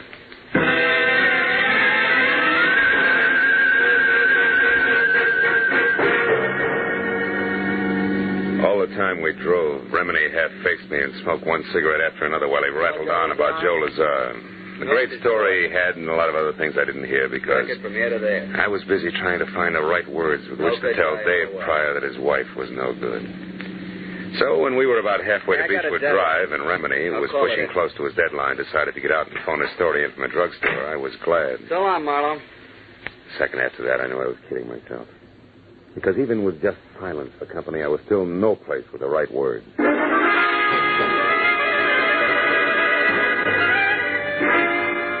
minutes later, when I stood in front of Dave on the steps to his house and stammered out the facts just as I had run across them, I forgot about words, right or wrong. But thought instead about my client, a badly hurt guy, but one who would never say die. Marlowe, I can't believe all this. I won't. Tell me, where's Betty now? I don't know, Dave. Now, look, maybe we ought to head for police headquarters because sooner or later we're each going to have a story to tell Lieutenant Ibarra. Come on, my car's over here. Okay, Phil. I guess that's the only thing to do, all right. Yeah, I guess so. Here. Better have a cigarette, Davey. Oh, thanks. Kid, we'll try to make this as painless as we... As we what, Marlowe? What is it? Hmm? What are you staring at? Front seat.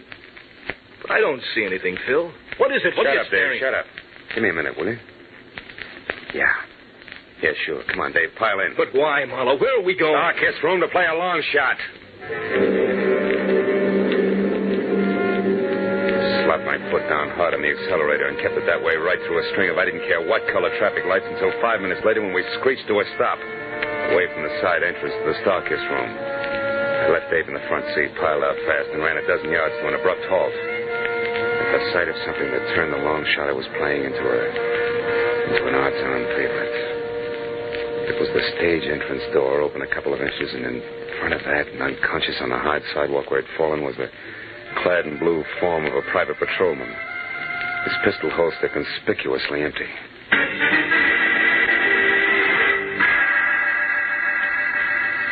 Inside, I slowly picked my way along an L-shaped corridor until I saw a shaft of bright yellow from a flashlight that was moving away from a door marked Carla Borden. It brought me up short and flat against the wall. But then as the man on the other end of the beam of light moved away from me, I got a very steady grip on the .38 in my pocket and started after him. A minute later, he entered the main room of the club, and it was there as he started across the glass ceiling dance floor that I recognized the very self-confident gait of a very self-confident guy. And that made the next move mine.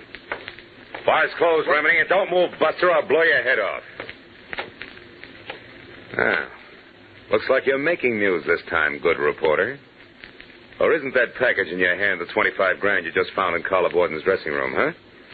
The same Carla Borden you murdered not an hour ago in an apartment on Lucerne, where you first thought the money was, where Betty Pryor surprised you before you could finish searching, where you later returned in the role of an all-American newsboy so you could get to that last bureau. All right. I've heard enough, Marlowe. But I'm not going to stick around for more details. You make a break and I'll shoot, Remini.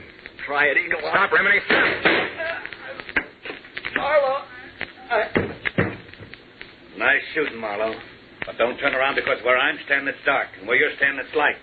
Now throw your gun away, fella. Come on, toss it. That's better. All right, Betty. Get over to that dead newspaper guy and get the money. And we'll take care of the private detective here. What do you mean, take care, Joe? I can't go along with murder. Spec Willard's death didn't seem to bother you any. Shut up, Marlowe. Spec Willard. Joe, you killed... Yes, I killed Spec, that Welcher. 8 o'clock tonight. And I had to stay undercover, but still get my hands on the money. So, I came to you for help. I didn't tell you about the killing, because I didn't think you'd play ball if you knew about it. Now, all that's history now, and I'll still go to your dear husband, Dave, and talk lots about the kind of cheap kid you used to be in Detroit if you don't get moving. Now, what do you say, Betty? Say no, Joe. I also say I made a mistake in the first place, letting you use me to run your filthy errands, just so the guy I love wouldn't have to know about the kind of people I once ran around with, before I had any brains. All right. That's the dumb way you want it. That's the dumb way it'll be. Taking care of 2 years is much harder than taking care of 1. What about 3, Lazar? Dave, stay back. No, Marlowe, no. I've stayed back too long already. I've stayed back while Betty has been risking her life to protect what we've got. If you take another step, I'll shoot, kid. I warned you for the last time. Stay back. No, Lazar, I won't. You think it's scum, Lazar? Oh, Dave, you're hit. Yeah. But I'll be all right. I'll be all right now, Betty.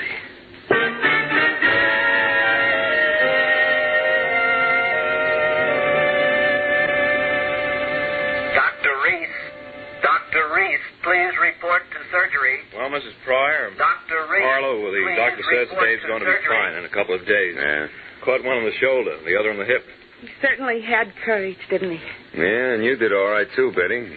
Mixing in this whole mess just to keep the home fires burning. Tell me, whatever made you think that a guy like Dave wouldn't understand that you turned over a new leaf? Well, Dr. Reese wanted in surgery. I don't know, Phil. I guess I wasn't very smart. No, you weren't, Mrs. Pryor, but you're lucky because Marlowe here was. And that brings me around to a loose end, Phil. How did you know that Remini was your man? Know that? Because of something I saw in the upholstery at the front seat of my car he borrowed. Tufts of snow white Angora, which was the kind of sweater that Carla Borden had on when she was murdered, after they struggled. And since you didn't touch the body yourself, they couldn't have come from your suit. No. And Remini was the only other one who had been in my car. So I figured that the Angora fuzz had gone from Carla's sweater to Remini's suit to my upholstery. All of which means that Remini must have been in Carla's room before I got there as well as after. See?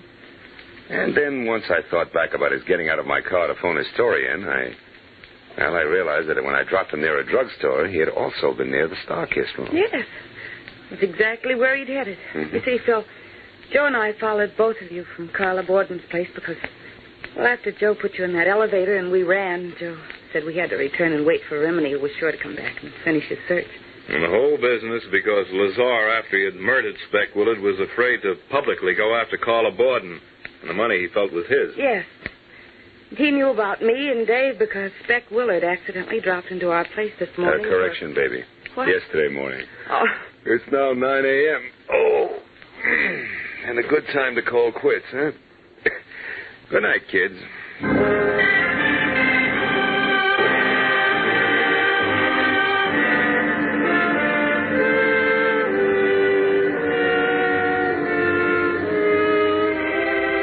By the time I got back to my apartment on Franklin, it was 10:30 in the too bright morning. I was sporting sandpaper eyelids and a knot in the small of my back that felt like a wet dish rag. Oh, but once I had all the shades down and was undressed and in bed, I forgot about that. And I thought instead of the wood nymph dressed in nothing.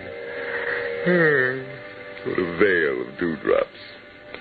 But then suddenly I stopped. The telephone. I got out of bed. I picked it up with both hands, opened the dresser drawer, and jammed it deep under all the socks I owned. And then I got back to bed. And the wood nymph, in her veil of dewdrops, she was pirouetting from one huge bluebell to another.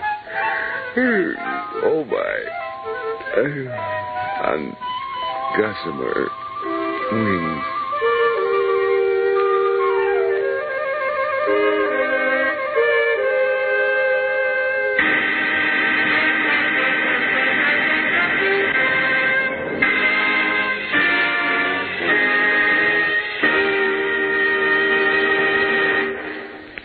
Adventures of Philip Marlowe, created by Raymond Chandler, stars Gerald Moore, and is produced and directed by Norman MacDonald. Script is by Mel Donnelly, Robert Mitchell, and Gene Levitt. Featured in the cast were Virginia Gregg as Betty Pryor, Peter Leeds as Dave Pryor, Harry Bartell as Van Remini, and Ed Begley as Joe Lazar. Lieutenant Detective Ibarra was played by Jeff Corey. The special music was by Richard O'Runt. Be sure and be with us again next week when Philip Marlowe says... It was a hunt through a jungle of city streets, with danger waiting at every intersection, until halfway through, when the hunters became the hunted, and death brought an end to the game.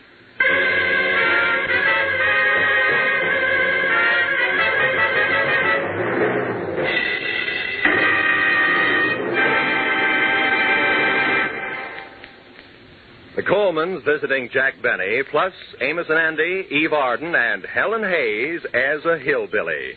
Yes, that earlier announcement about CBS programs tomorrow night sounded great, didn't it? Except you Philip Marlowe fans may have been wondering, isn't there a mystery show among that great Sunday night 10 on CBS? Of course there is.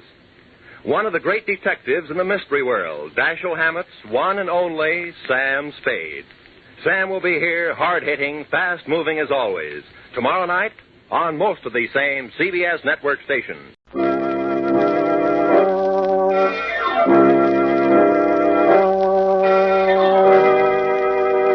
The Avenger. The road to crime ends in a trap that justice sets. Crime does not pay.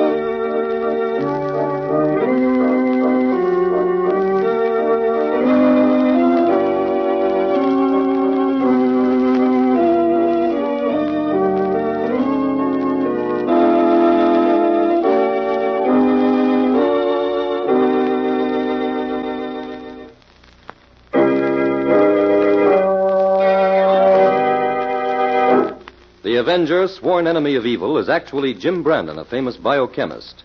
Through his numerous scientific experiments, Brandon has perfected two inventions to aid him in his crusade against crime as the Avenger: the telepathic indicator, by which he is able to pick up thought flashes, and the secret diffusion capsule, which cloaks him in the black light of invisibility. Brandon's assistant, the beautiful Fern Collier, is the only one who shares his secrets and knows that he is the man the underworld fears as the Avenger. And now, The Avenger and the Melody of Murder.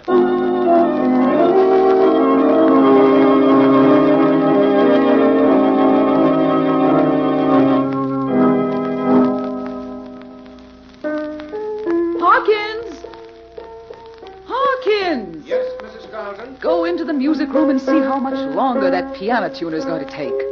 Oh, that infernal noise is getting on my nerves. Yes, madam. Oh, Hawkins. Has Mr. Carlton come in yet? Not yet, Mrs. Carlton. Well, the moment he comes in, tell him that I wish to see him. I shall be waiting here in the library. Now, see if you can get rid of that piano tuner. Yes, Mrs. Carlton.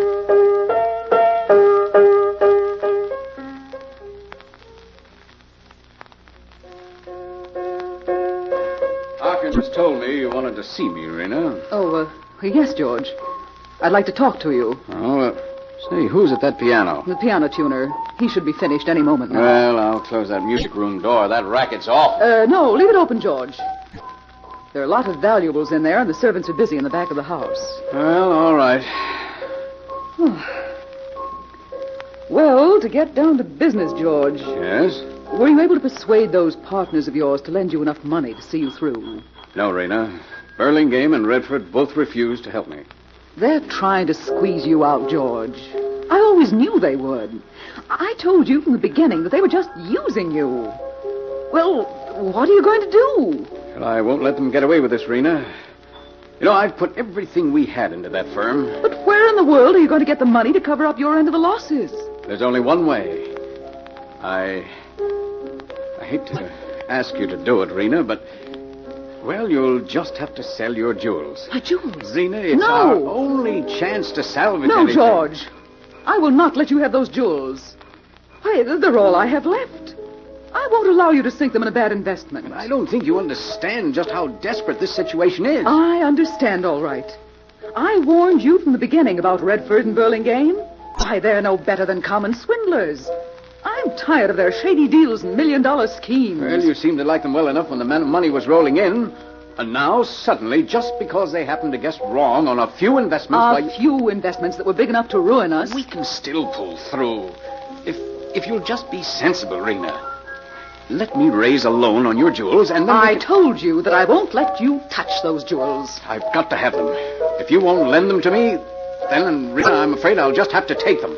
George, you can't mean that. There's no other way, Rena. There has to be another way. I'm not going to let you make paupers of your wife and children. I tell you, I won't stand by and watch... Rena. Oh, you shouldn't have... Oh, Rena. George, what's happened? Hawkins! Help! George! What's the matter, Mrs. Carlton? It's my husband. He's been shot. Get a Dr. Hawkins quickly. Let me see. Oh. It's no use to get a doctor, madam. I think I'd better call the police. The police? Yes, from the look of the revolver on the floor. This was either suicide or murder.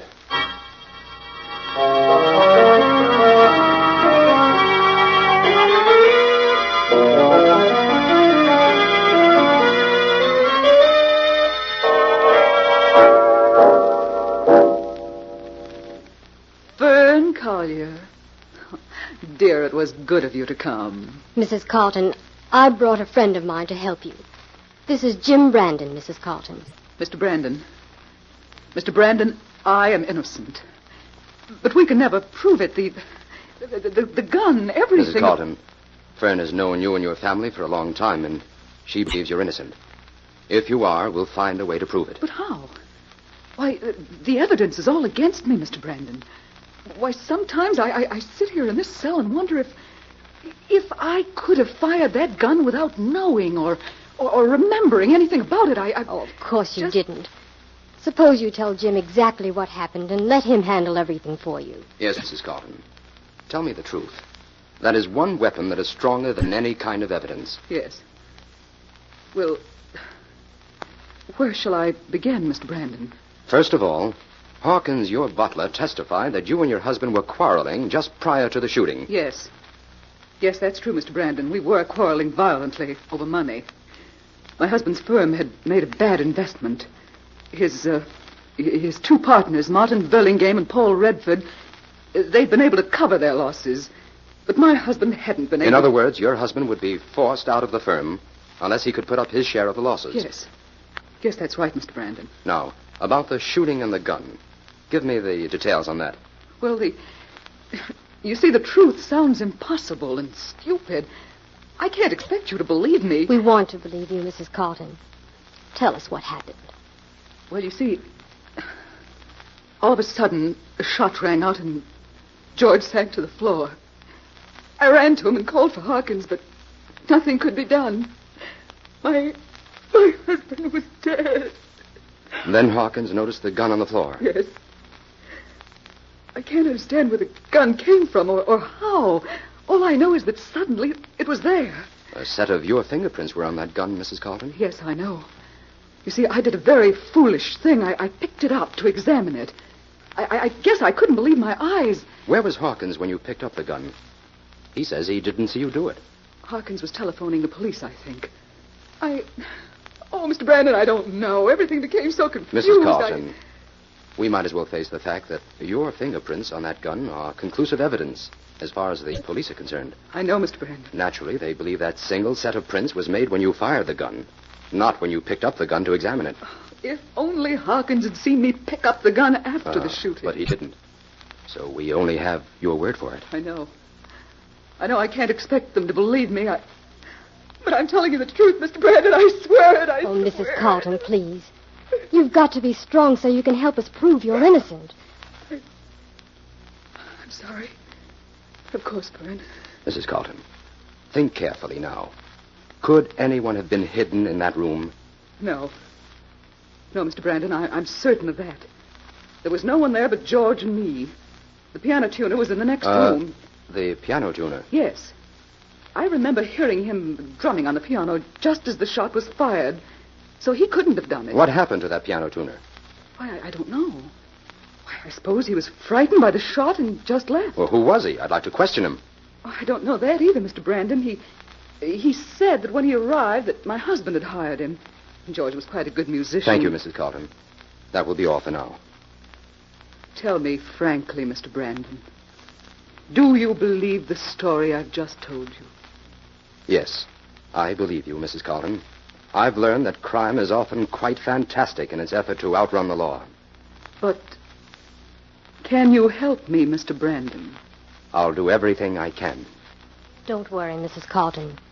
You're in good hands now. Jim doesn't believe that perfect crime exists.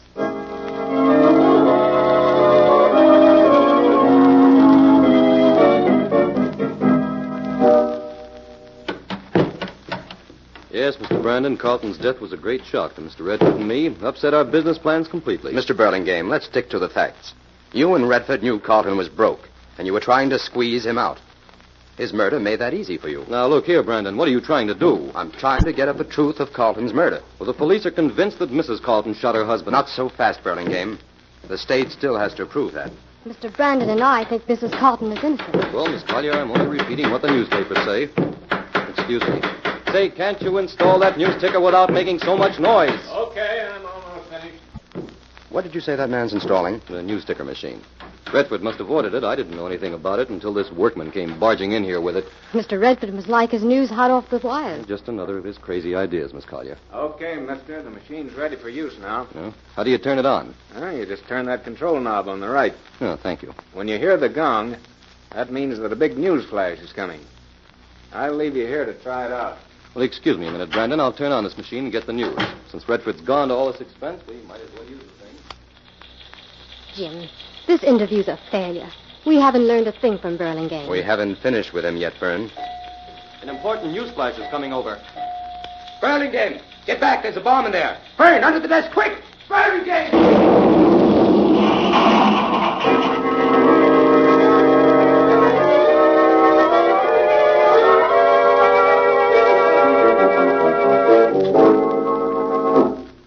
Fern, we didn't get here to Redford's apartment in time. He's gone. From the condition of this apartment, he certainly left in a hurry, Jim. I'm certain Redford is our man. He must have killed Carlton in Burlingame, and now he's hiding out somewhere. Well, since we're here, we might as well have a look around. And let's see, I'll take the closet, you take the desk, Fern. Okay. But you don't sound as if you expect to find anything here, Jim. Well, I was hoping to find Redford. Gosh, it was a lucky thing for Mrs. Carlton. She was in jail when Burlingame was killed. Yes, that's got the inspector baffled because even he has to admit there must be some connection between the two deaths. Find anything, Fern? Not a thing here, Jim. We might as well go to headquarters and report Redford's disappearance. Jim, how did you know that explosion was going to happen in Burlingame's office? Just after that third gong sounded, I heard a very light click. I wasn't certain it was a bomb, but it was no time to take a chance. Well, it's a lucky thing for us we were on the other side of the room and had time to duck under the desk. Jim, do you think we should answer Redford's phone? By all means. Here, I'll take it. Hello? Redford, if you don't want to hang for murder, meet me in front of the check room at the Central Bus Terminal at 4 o'clock. Who is this? Meet me at 4 o'clock, that's all. Hello? Hello? Hello? He hung up. Who was it, Jim? I don't know, but I'm beginning to smell a rat, Fern. What do you mean? If Redford is guilty, he has an accomplice. If he isn't guilty, someone is trying to frame him. Or, of course, that call could have been meant for the very man who received it. You think it might have been meant for you, Jim? Could be, Fern. Well, what's our next step? I'm going to the Central Bus Terminal to keep a very interesting appointment for Mr. Redford.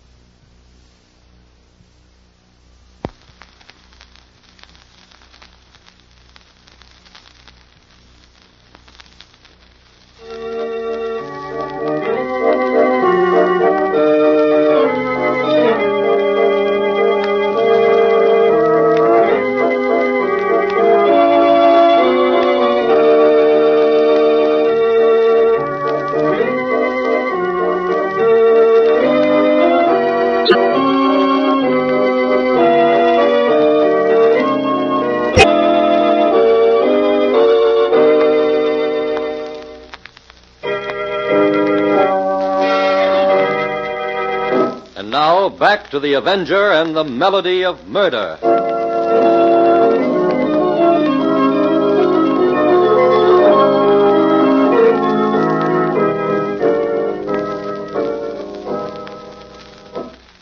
Jim, this bus terminal's practically deserted. Business can't be very good. Don't let appearances fool you, Fern. I had Inspector White order the place cleared. The men around here are all plainclothesmen. Oh. Anything may happen here in the next 5 minutes, Fern. I'm not taking any chances on innocent bystanders getting involved. Nice work, Jim. Now, Fern, I want you to wait in that music shop over there in the arcade. You'll be safe there and still able to keep a sharp lookout on the check room. Jim, I'm afraid for you. Don't go through with this. It's too dangerous. I must keep this appointment, Fern. It's our only chance of cracking this case and stopping these murders. Oh, but Jim... Now run along. It's almost time. Our man of mystery may appear at any moment. Okay, Jim. Good luck. Keep a sharp watch now. I will, Jim.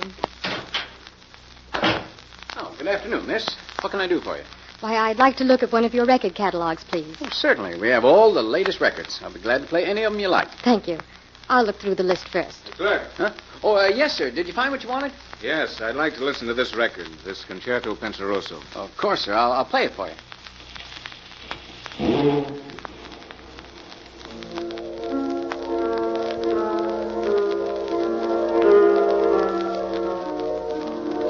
Make it a little louder, please. Yes, sir.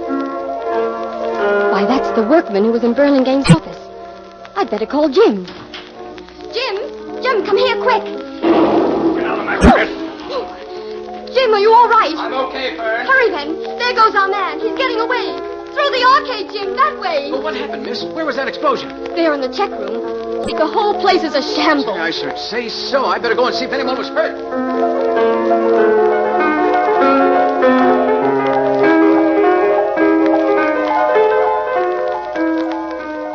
He got away, Fern. Not a sign of him anywhere. It was the workman that installed the ticker in Burlingame's office, Jim. Fern, get that record off the machine. Yes, Jim. And bring it along. Why do you need the record, Jim? That concerto is a melody of murder.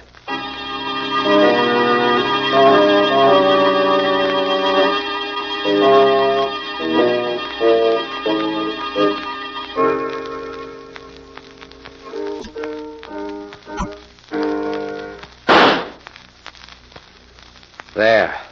That proves it, Fern. Jim, nobody touched that gun. What caused it to go off? The vibrations of that chord I struck upon the piano. They released the hair trigger of that gun. That was the strangest thing I ever saw, Jim. You just placed that gun on the shelf between 2 rows of books, and all of a sudden it went off and fell to the floor. Our killer posed as a piano tuner and used that ingenious method to kill Carlton. But that bomb in the news ticker machine, Jim, was it set off by vibrations, too? Yes, Fern. The slight movement caused by the vibrations of the gong released the delicate hairspring pin of the grenade planted inside the machine. That's how the explosion occurred. And the same thing happened at the bus terminal. The criminal left a bag containing the grenade in the check room. Then went into that music shop in the arcade and at 4 o'clock had a certain record played. Exactly. Now, let's add up the facts we know. That man in the music shop could be working for Redford. Now, if he isn't, then Redford is his next logical victim. Also, he's very anxious to get me off the case. I'm anxious to get you off this case, too, Jim. It's fantastic and horrible. Every time I hear music, I'll be afraid for our lives. Oh, we can't give up now, Fern. We know what the criminal looks like and how the murders were committed. Those facts are bound to lead us somewhere. Well, before we start chasing down any more clues, I'll have to change my shoes. When that criminal ran out of the music shop, he stepped on my foot. Look at this big mark on the toe of my shoe. Fern, give me that shoe. That dirt mark is evidence. Evidence? Yes, a laboratory test of that dirt may tell us exactly where to find the murderer.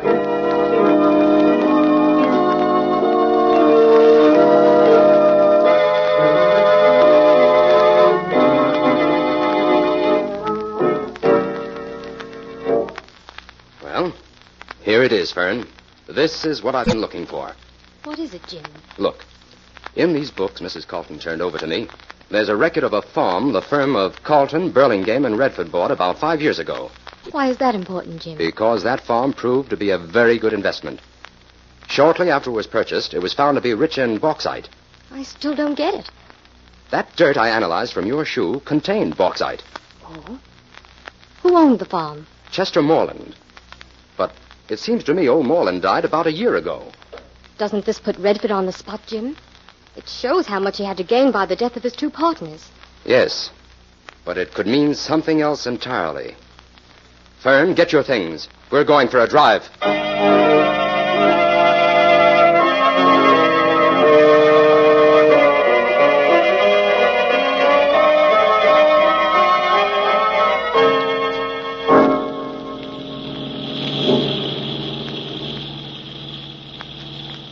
Jim, I think we should have brought the inspector and some of his men along.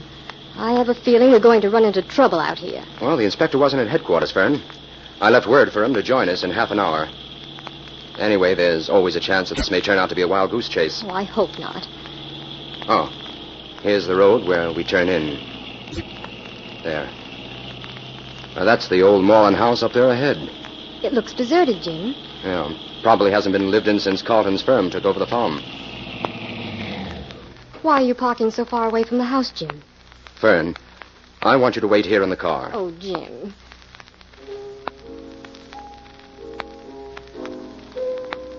Listen, Fern. Somebody's playing the piano in there. Yes. I guess this is the place you're looking for, all right. Jim. Yes, Fern. Let's arrange some sort of signal in case anything goes wrong in there. Okay. If I want you, I'll play the small flower rondelay on the piano. And I'll come running, Jim. Don't be frightened, Fern. I think everything will be all right. I'm going in there as the Avenger.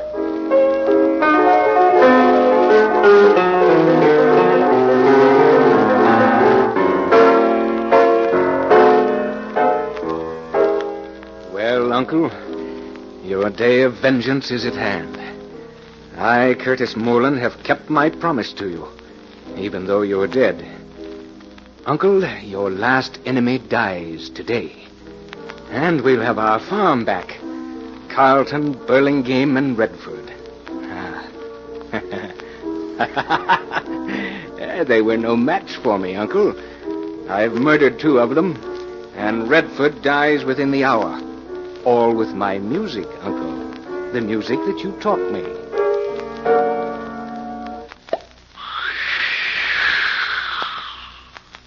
Curtis Moreland. Who's there? Who called my name? It's the Avenger, Moreland. The Avenger? Where? I can't see you. Get away from that piano, Moreland. The Avenger knows your secret. There's a discord of death in the music you Yes, there's death in it. Death and vengeance. And the music won't stop until all three of them are dead. play. Where is Redford? In a few minutes, Redford will die. Nothing can save him. Not even you. Where is he? I have but to strike a certain chord, and he will be blown into 1,000 pieces. Morland, nothing can be gained by murder. Spare Redford. No, Avenger. He's doomed just like the others. But I would torture him a little first. I'll have him listen to the dirge of doom before I strike the final chord.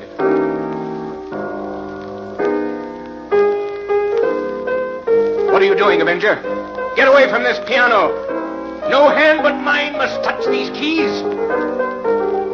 Stop it, I say, stop it! A simple rondelay can break the spell of your vibrations, Morland. What is it, Avenger? How can I help you? Young lady, Redford is in this house. Find him and get him out. Hurry. Yes, I'll find him, Avenger. I've made a promise to a dead man, and I must keep it.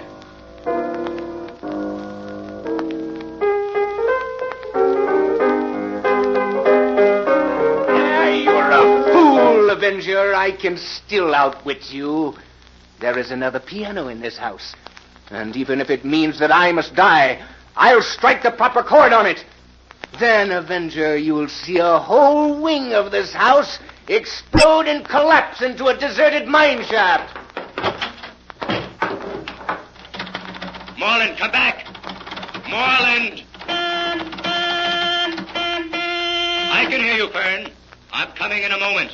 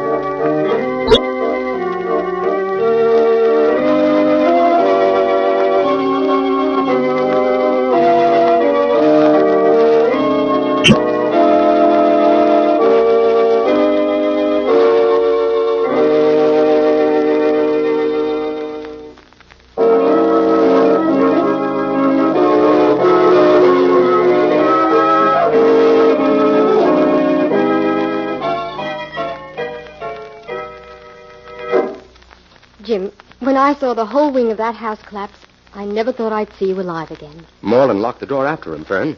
Otherwise, I would have tried to save him. Well, it's nice to be back here safely in the laboratory, Jim. I hope we never have another case like this.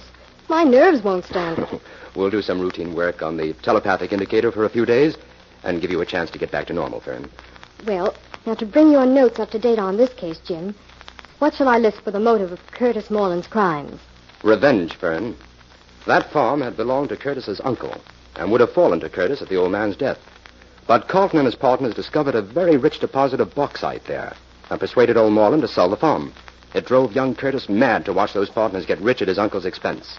And when the old man died, Curtis vowed to get even and reclaim his heritage. Well, we saved Redford anyway. He's promised to face the music and see that Mrs. Carlton gets her husband's share of the business. Which is just about where we came in on this. Yes. What's that? Take it easy, Fern. It's only the piano tuner.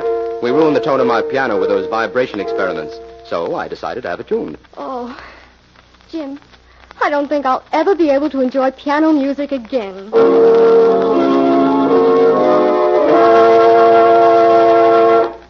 All characters, names, places, and plots used in the Avenger program are fictitious. Any similarity to persons living or dead is purely coincidental.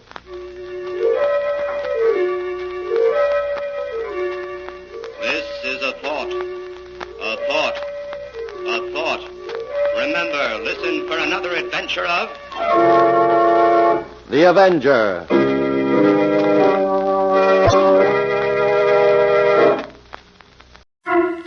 The Kraft Foods Company brings you The Adventures of the Falcon, starring Les Damon. Hello? Yes, this is the Falcon speaking. Oh, Eloise. Oh, I'd love to see you, but I'm afraid you'll have to deal me out tonight, Angel. I have a job to do for some characters who got involved in a stiff poker game. Started out nice and friendly, but before they got through, they found they were playing for blood.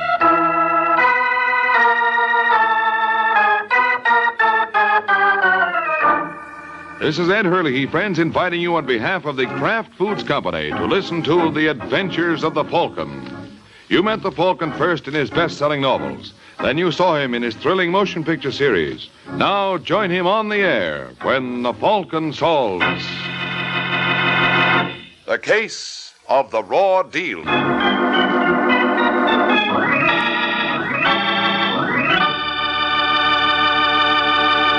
Before we join the Falcon in his latest adventure, I'd like to tell you folks about Kraft's golden cheese food, Velveeta. Velveeta is such good eating. Just taste that grand, rich, yet mild cheddar cheese flavor. And Velveeta is so good for you. It's rich in important food values from milk itself. For swell-tasting snacks, for good, hearty sandwiches, for thrifty, easy, hot dishes, it's smart to keep stocked with Velveeta. Get it tomorrow in the handy quarter-pound package or in the economical 2-pound loaf. The cheese food of top quality. Velveeta is made only by Kraft.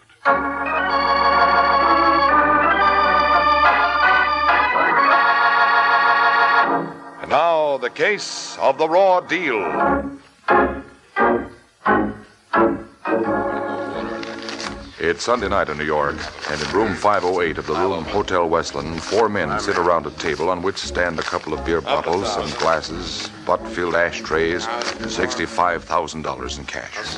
Gilbert Bannister, eldest and fattest of the group, studies the 5 playing cards in his hand, then places them face down on the table. Picks up the deck, turns to the tall, blond young man on his left.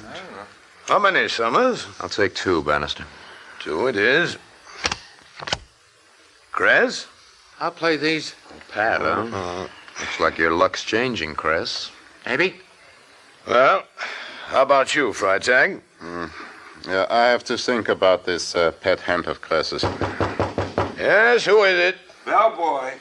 All right, come in. Well, Freitag, made up your mind? Yeah. I think I'll take 1 card. Right. There you are. And now you, son, you can put the beer down. What? Say, you're not a bellboy. Well, what do you know? I guess I'm not. Look out, he's got a gun. That's right, Bright Eyes, sharp fella. Everybody sit tight except Fatso. You, Fatso, get up. Me? Who else? Get up. Now walk over to the wall and face it. That's right. We do this one at a time. Now you, Blondie. I guess that means me. I guess it does. And now, Bright Eyes. Okay. Only be careful with that gun. Yeah, sure, Bright Eyes, sure. No, Baldy, that leaves you. Come on, get moving. All right. Only first I do this. Hey. All right, hold it, fellas. Stay right where you are. Baldy made a little mistake, that's all. He's sleeping it off. Well, I better clear up this table so you fellas can have some more room. Get all this cash off it. All right, fellas, here we are. Now you can get back to your game. Only, I think this time it's going to be penny ante. So long.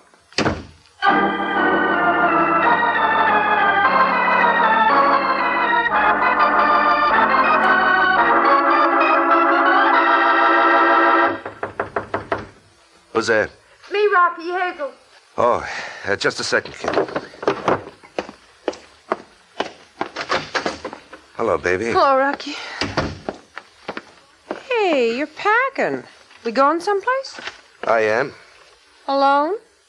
Look, I just made a big haul, kid. May have to keep on the move for a while. Can't carry extra weight. I carry my own weight, Rocky. You know that. Well, it complicates things. When I'm settled... You know something? This has all the earmarks of a brush. Now, believe me, kid. That'll be the day. I'm going to send for you. I can hardly wait. Fact is, I'm not going to wait. You're taking me with you, or it's goodbye now. And it's goodbye. Just like that. That's the way you want it.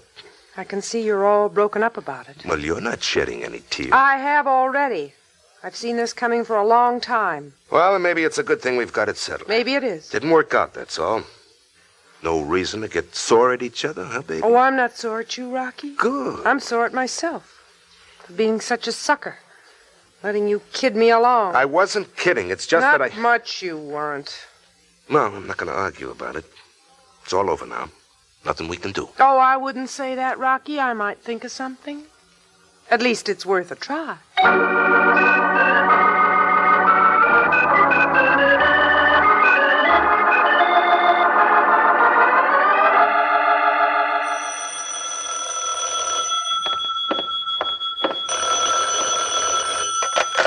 Hello? Is Michael Waring there, the Falcon? This is the Falcon speaking. Oh, good. My name is Gilbert Bannister. I have a job for you, sir. What kind of job? Well, some friends and I were robbed last night, and we want you to find the thief. Why did you wait till this morning to call me? Why, I don't know. We were upset. I realize it was foolish. I'm sorry. Well, you don't have to apologize. But you may have to kick in with traveling expenses. If it was good pickings, the crook is probably on his way to Timbuktu by now. How much did he take? $65,000. Ha! Timbuktu, here I come. Well, first, can you come over here to the Hotel Westland? We'd like to talk to you. All right, Bannister, I'll be seeing you.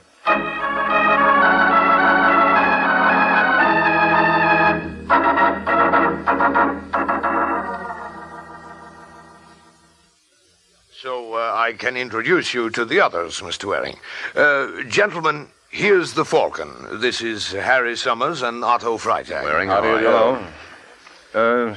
You told me there were 4 of you, Bannister. Yes, that's right, Waring. We agreed to meet here, but Dave Kress hasn't shown up. I called his room, but he's out. I see. Well, gentlemen, I've given Waring a brief account of what happened as I remember it, but he wants to check certain points with you. Surely, Waring, anything we can do to help? Oh, thanks, Summers. But I'm afraid there's not much we can tell you. None of us ever saw this man before. I know, Freitag, but you'd be surprised at the sort of things that sometimes prove useful in a case like this. What sort of things? Well, your head, for instance. My head? Yeah, Bannister told me you put up a fight and got clouded for your trouble. Yeah. Very foolish, I realize now. But I don't see what that has to... You don't have to see. Let me see. Well, you got quite a lump there. And a cut. Yeah, he hit me with his gun. Just what are you trying to prove, Waring? Well, Summers, you fellows want me to find the man who swiped your dough. So far, Bannister's given me a description. But there are 10 million people in New York. If he stays in New York. I'll need more than just a description. Well, how do you think this bump on my head will help? You think maybe he left fingerprints? No, it just seems to me that the easiest way to find our boy is to discover which one of you he's working with. What do you mean? Now, just a minute, Waring. Are you accusing one of us? Well, the crook knew there was a game going on in here. Well, we're here for a convention, Waring. There are nearly always card games in the evening. Yes, but not with $65,000 in cash on the table. Well, that's true. This was a big game, and the crook selected this room. Still is preposterous to think that one of us... Well, Bannister, are you trying to tell me that you boys all have complete trust in one another? More or less. I don't think we'd care to accuse each other of, well, thievery. Mm-hmm. Why were you playing for cash? Well, he is right, Bannister. He's absolutely right. We didn't trust each other's checks. How can we trust each other's words? That's it, Freitag. Get out of here, Waring. Your services aren't required after all. I'm not going to have my friends insulted. Or yourself. Or myself. Get out. Now, just a minute, Bannister. Now, you keep out of this, Freitag. Well, Waring? All right. I'm going. I see I got a little too close for comfort. What do you mean by that? Here, keep your hands to yourself, Bannister. Just had the suit cleaned. What did you... I told you to lay off. Oh. You change your mind again, you know where to find me. Now, so long, gentlemen. Just a minute, Waring. Were you accusing me personally? Look, you're too touchy, Bannister. I was suspicious of all of you. That's why I wanted to see Freitag's head, to see if he'd really been clouded or was just faking. So that's why you wanted to find out if I was really hit or just pretending, hmm? That's right. A staged fight would make a nice cover if you were in the deal. But that blow is a little too hard to be a phony. Yeah, I'm glad you realize that. Unless your Confederate got a little overenthusiastic. That could have happened too, you know. For a moment I was hoping you were going to clear me. Well, chances are I'm going to be able to clear all of you. If you still want me to. But you said one of us was... I said one of your card party, Summers. How about the one who wasn't here? Cress? Yes, Bannister says he's not in the hotel. Yes, but he could have gone out to breakfast. So he could. He could also have left town. What are you doing now? Finding out. Hello, desk, please. One will get you 5. He's checked out. What'll we do if he has? Look for him. Now, am I still working for you? Well, I guess you are, Waring. All right. Hello, can you tell me if David Kress has checked out yet? Mm-hmm. Well? They're looking it up. Hello? Yes. What's that? You sure? All right, thanks. Well, has he? No, Bannister, he hasn't. Looks like we've hired us the wrong detective. Maybe so, Summers. I could have sworn Kress had skipped. I don't know how to figure this one. Or maybe that's him now. I'll go see. Are you Gilbert Bannister? Yes? Sergeant Corbett, Police Department. Police? Corbett! Don't tell me you've been transferred to missing persons. Oh, you would be here, Waring. No, I'm not missing persons. And if I was, I wouldn't be looking for you. Are you looking for me? Don't make me laugh. I came up to talk to Bannister. Understand he's a friend of Dave Kress. That's right, Sergeant. What about Kress? Has he done something? It's the other way around.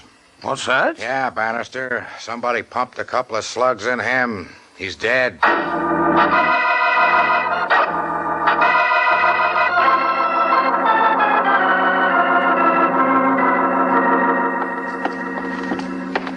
Waring, why don't you toddle along? There must be some mentally underdeveloped girl who just loved to hold hands with you.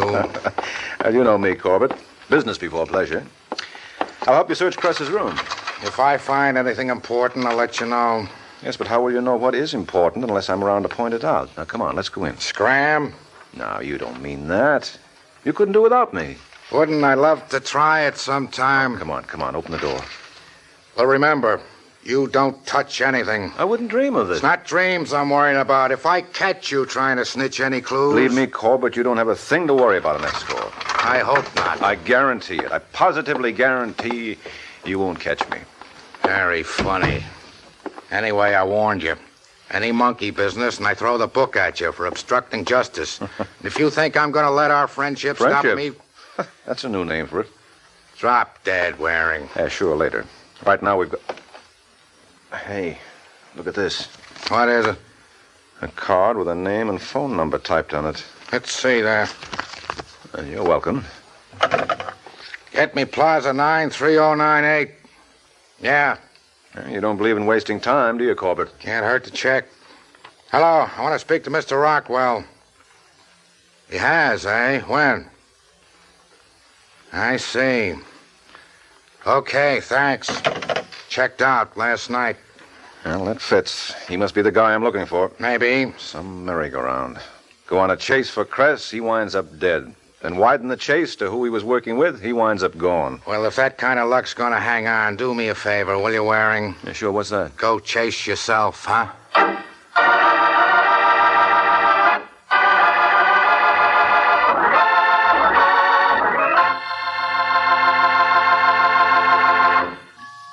It's lighter-bodied. It's superfine. It's Kraft Salad Oil, the first salad oil ever offered for home use by the makers of all those wonderful Kraft prepared salad dressings. Yes, there is something new under the sun at your grocer's right now. A new salad oil, Kraft Salad Oil. The first salad oil ever offered for home use by the makers of all those wonderful Kraft prepared dressings. Wait till you try it in those wonderful salad dressings you make yourself. Those light-as-air chiffon cakes you're so proud of in all your special recipes that call for liquid shortening. For Kraft salad oil is more than just a new oil. It's a new kind of oil. Superfined for better blending by a special new Kraft process. Because it's lighter-bodied, it mixes perfectly with all ingredients, puts new magic into dressings, cooking, and baking. Don't wait. Put this new salad oil on your shopping list right now. Remember, it's lighter-bodied. It's superfine. get Kraft salad oil tomorrow at your grocer's. Look for the bottles with the beautiful labels.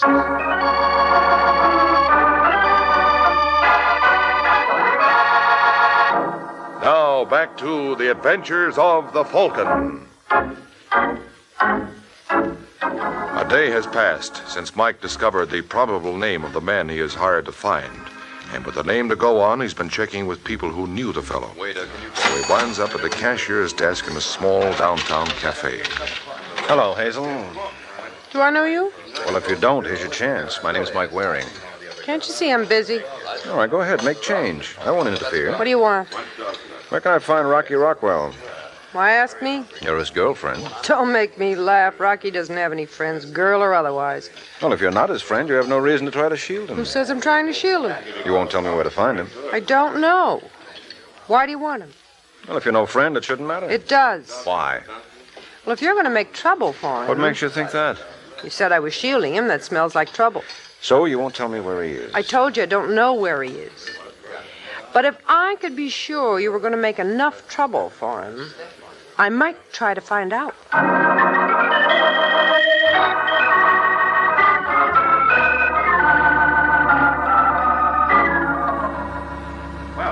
Front, please. Front. Ah, Waring. Hello there. Oh, hello, Bannister. I'm just going up to your room. Well, I'm glad we caught you. Oh, Summers. Waring. Freitag. Hello. Well, shall we tell him what we decided? Yeah, I guess so.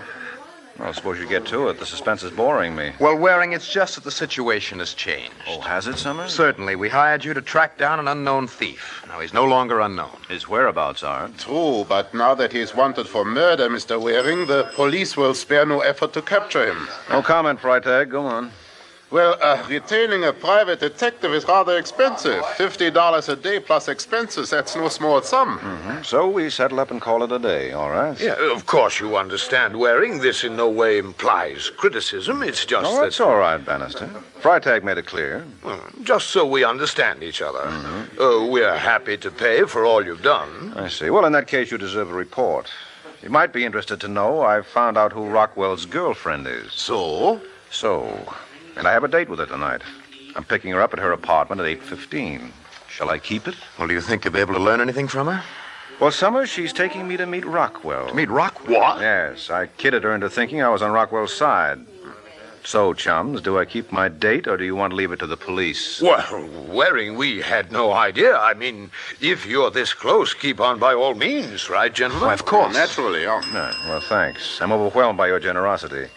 Now that I'm a cinch to bring home your $65,000, you're willing to keep me on the payroll another $50 worth, Well, I'm sorry if you think we were hasty before Waring. It's just that we can't see throwing money away, that's all. I see. Well, in that case, Summers, next time you play for high stakes, lock the door.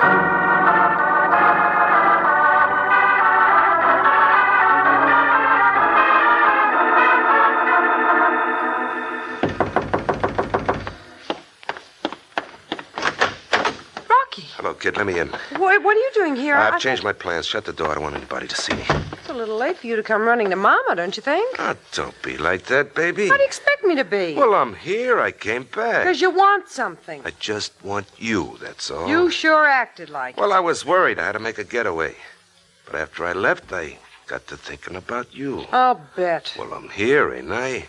The whole town looking for me. I'm risking my neck being here. What more proof do you want? Oh, baby, come here. Now, let go. Let go. I can't be without you, baby. I just can't. Ah, you don't want me to let go. Here's what you want. That's more like it. But look, I can't hang around here. The law's sure to come looking.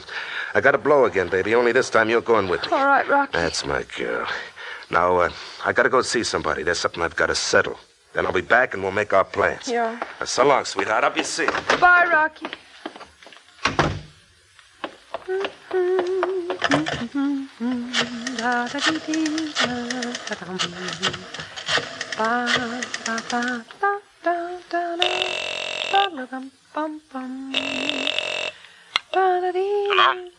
Mr. Waring? Yeah? This is Hazel Gardner. You asked me to call if I had any news for you. Uh-huh. Well, I know where you can find Rocky. Where? At my apartment. He was here just a few minutes ago. He'll be coming back. What's so funny? I tried a bluff, and it turns out to be on the level. What do you mean? I didn't feel like quitting right when I was expecting a break. Only this isn't the break I expected. I still don't get it. Well, I'll be right over to wait for Rockwell to get back, and I can explain then. All right, I'll be waiting. All right, goodbye. Bye. Was that on the phone, baby? Rocky, I didn't hear you come back. You didn't answer my question. How long have you been here? Never mind. Who are you talking No, to? nobody. Nothing important. Why? Well, because, like I said, I have something to settle. But I'm beginning to wonder if I'm going to have to go out to settle it after all. No, Rocky, let go! Come back here. Rocky, please! Who are you talking to? Oh, Who was it? Rocky, you're hurting me. Baby, I'm just beginning.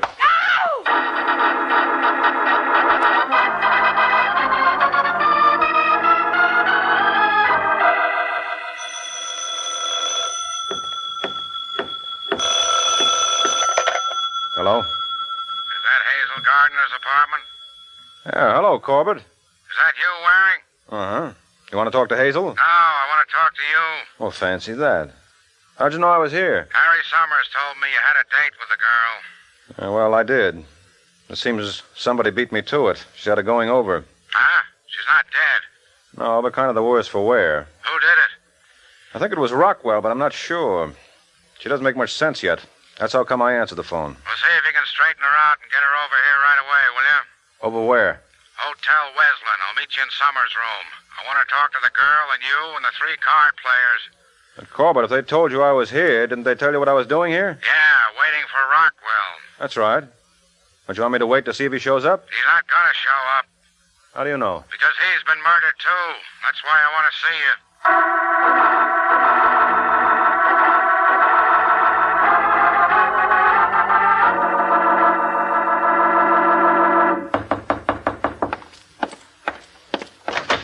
Oh, hello, Waring. Hello, Summers. Sergeant Corbett here. Yeah, Waring, I'm here. Come in. Come in. Yeah, sure. Come on, Hazel. Bye. Yeah, you better sit right down there. Thanks. All right, Waring. Got any bright ideas? About what? The case. You're supposed to be so sharp.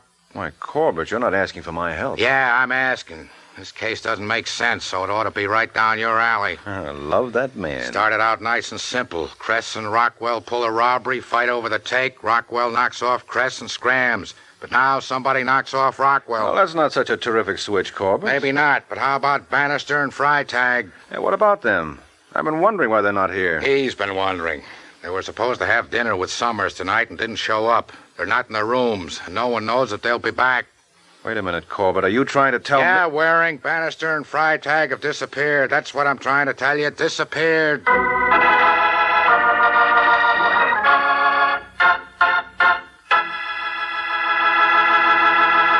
Miracle Whip. Has a flavor so pleasing. Miracle Whip. Tastes so lively, so teasing. Miracle Whip. Only one of its kind. Miracle Whip. Best salad dressing you'll find. Miracle Whip is the only one of its kind because it's a different type of salad dressing made from a secret craft recipe.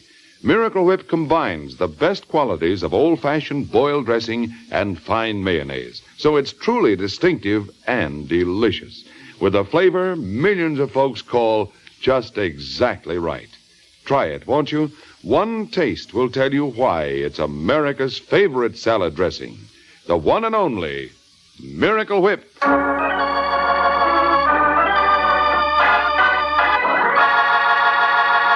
Now, back to the adventures of the Falcon. A few minutes have passed since Sergeant Corbett announced that Bannister and Freitag had disappeared. Now, in Summers' hotel room, Corbett paces the floor while Mike, Summers, and Hazel watch him. Suddenly, he wheels and faces the group. You, Miss Gardner. Yes? Summers tells me you're Rockwell's girlfriend. That's what Waring said. Didn't you know about Hazel, Corbett? Stop gloating, Waring. I had routine to take care of. I'd have got around to the girl. Oh, sure. Miss Gardner, Yes? why did Rockwell slug you? Which time? Huh? He's done it before. Oh, I mean today. He was angry. Naturally, but why? What did you say to him? When? Today, When today? We said lots of things. when he got angry. Nothing. You must have said something. When he gets angry, he does all the talking. I mean, before he got angry. Oh, you said... Never mind what I said. Let's take it from the beginning. When Rockwell first came into your apartment today... Which time? Oh, no. Forget it. Look, about the murder. Which murder? Rocky's or Cress's? Rockwell's murder. Waring, stop grinning. I'm sorry, Corbett. What about Rocky's murder? I don't know. Skip it. You, Summers. Yes? You know if... Oh, what? Waring, see who it is? Yes, sir. Oh, hello, Bannister. Bannister. Where in blazes have you been? Where's Freitag? Freitag? I don't know. Probably on the same kind of goose chase I've been on if he isn't here. What kind of goose chase? Well, Rockwell called me. What? When? This afternoon. Asked me to meet him at a downtown hotel and said he'd return our money. Why didn't you tell somebody? I didn't dare take the chance. He insisted nobody must know. I didn't want to spoil my chance. So you went alone? Yes. Kept waiting till I heard on the radio that Rockwell had been murdered. Then I rushed back here. Mr. Bannister, do you really expect anybody in his right mind to swallow a yarn like that? Why not, Corbett? Makes sense to me. I said in his right mind, Waring. Well, after all, there must be some reason why Bannister dropped out of sight. This could explain it. So could his killing Rockwell and hiding the money explain it? Yeah, sure, except he didn't do that. How do you know? Because Summers did. Huh? Are you sure? Well, don't ask me. Try Summers himself. How about it, Summers? Watch him, Corbett. I've got him. No, you don't. Waring. Yeah, my turn. Hold it, Summers. You're not going anywhere. Good going, Waring. Thanks, Corbett. I suppose the flying tackle is illegal, but then so's murder.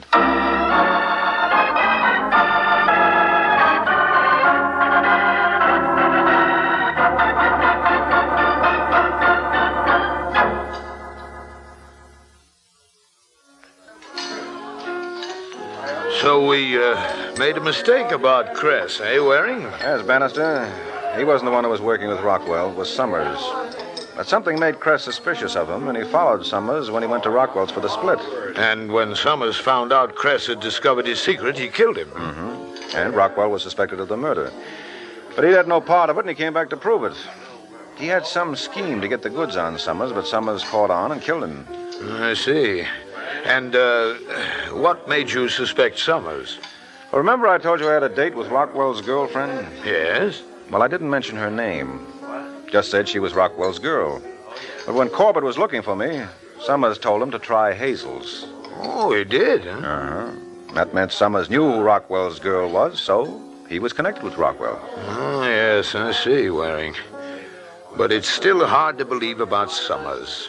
Seems such a nice chap. Has such an honest face. Yeah, well, that just goes to show there are some things you can't take at their face value. Good night, Bannister.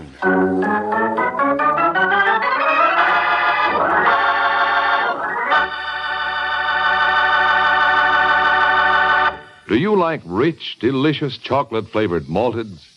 Well, you can make a malted just like that right in your own kitchen with Kraft chocolate-flavored malted milk. Just make a tasty paste of Kraft chocolate-flavored malted milk and a little milk in the bottom of a big glass. Fill the glass with chilled milk, stir it once more, and there. A Kraft malted is mighty nourishing, too, because it's filled with all the food values in milk. Get a jar of Kraft chocolate-flavored malted milk from your grocer and enjoy a Kraft malted often. This is NBC, the national broadcasting company.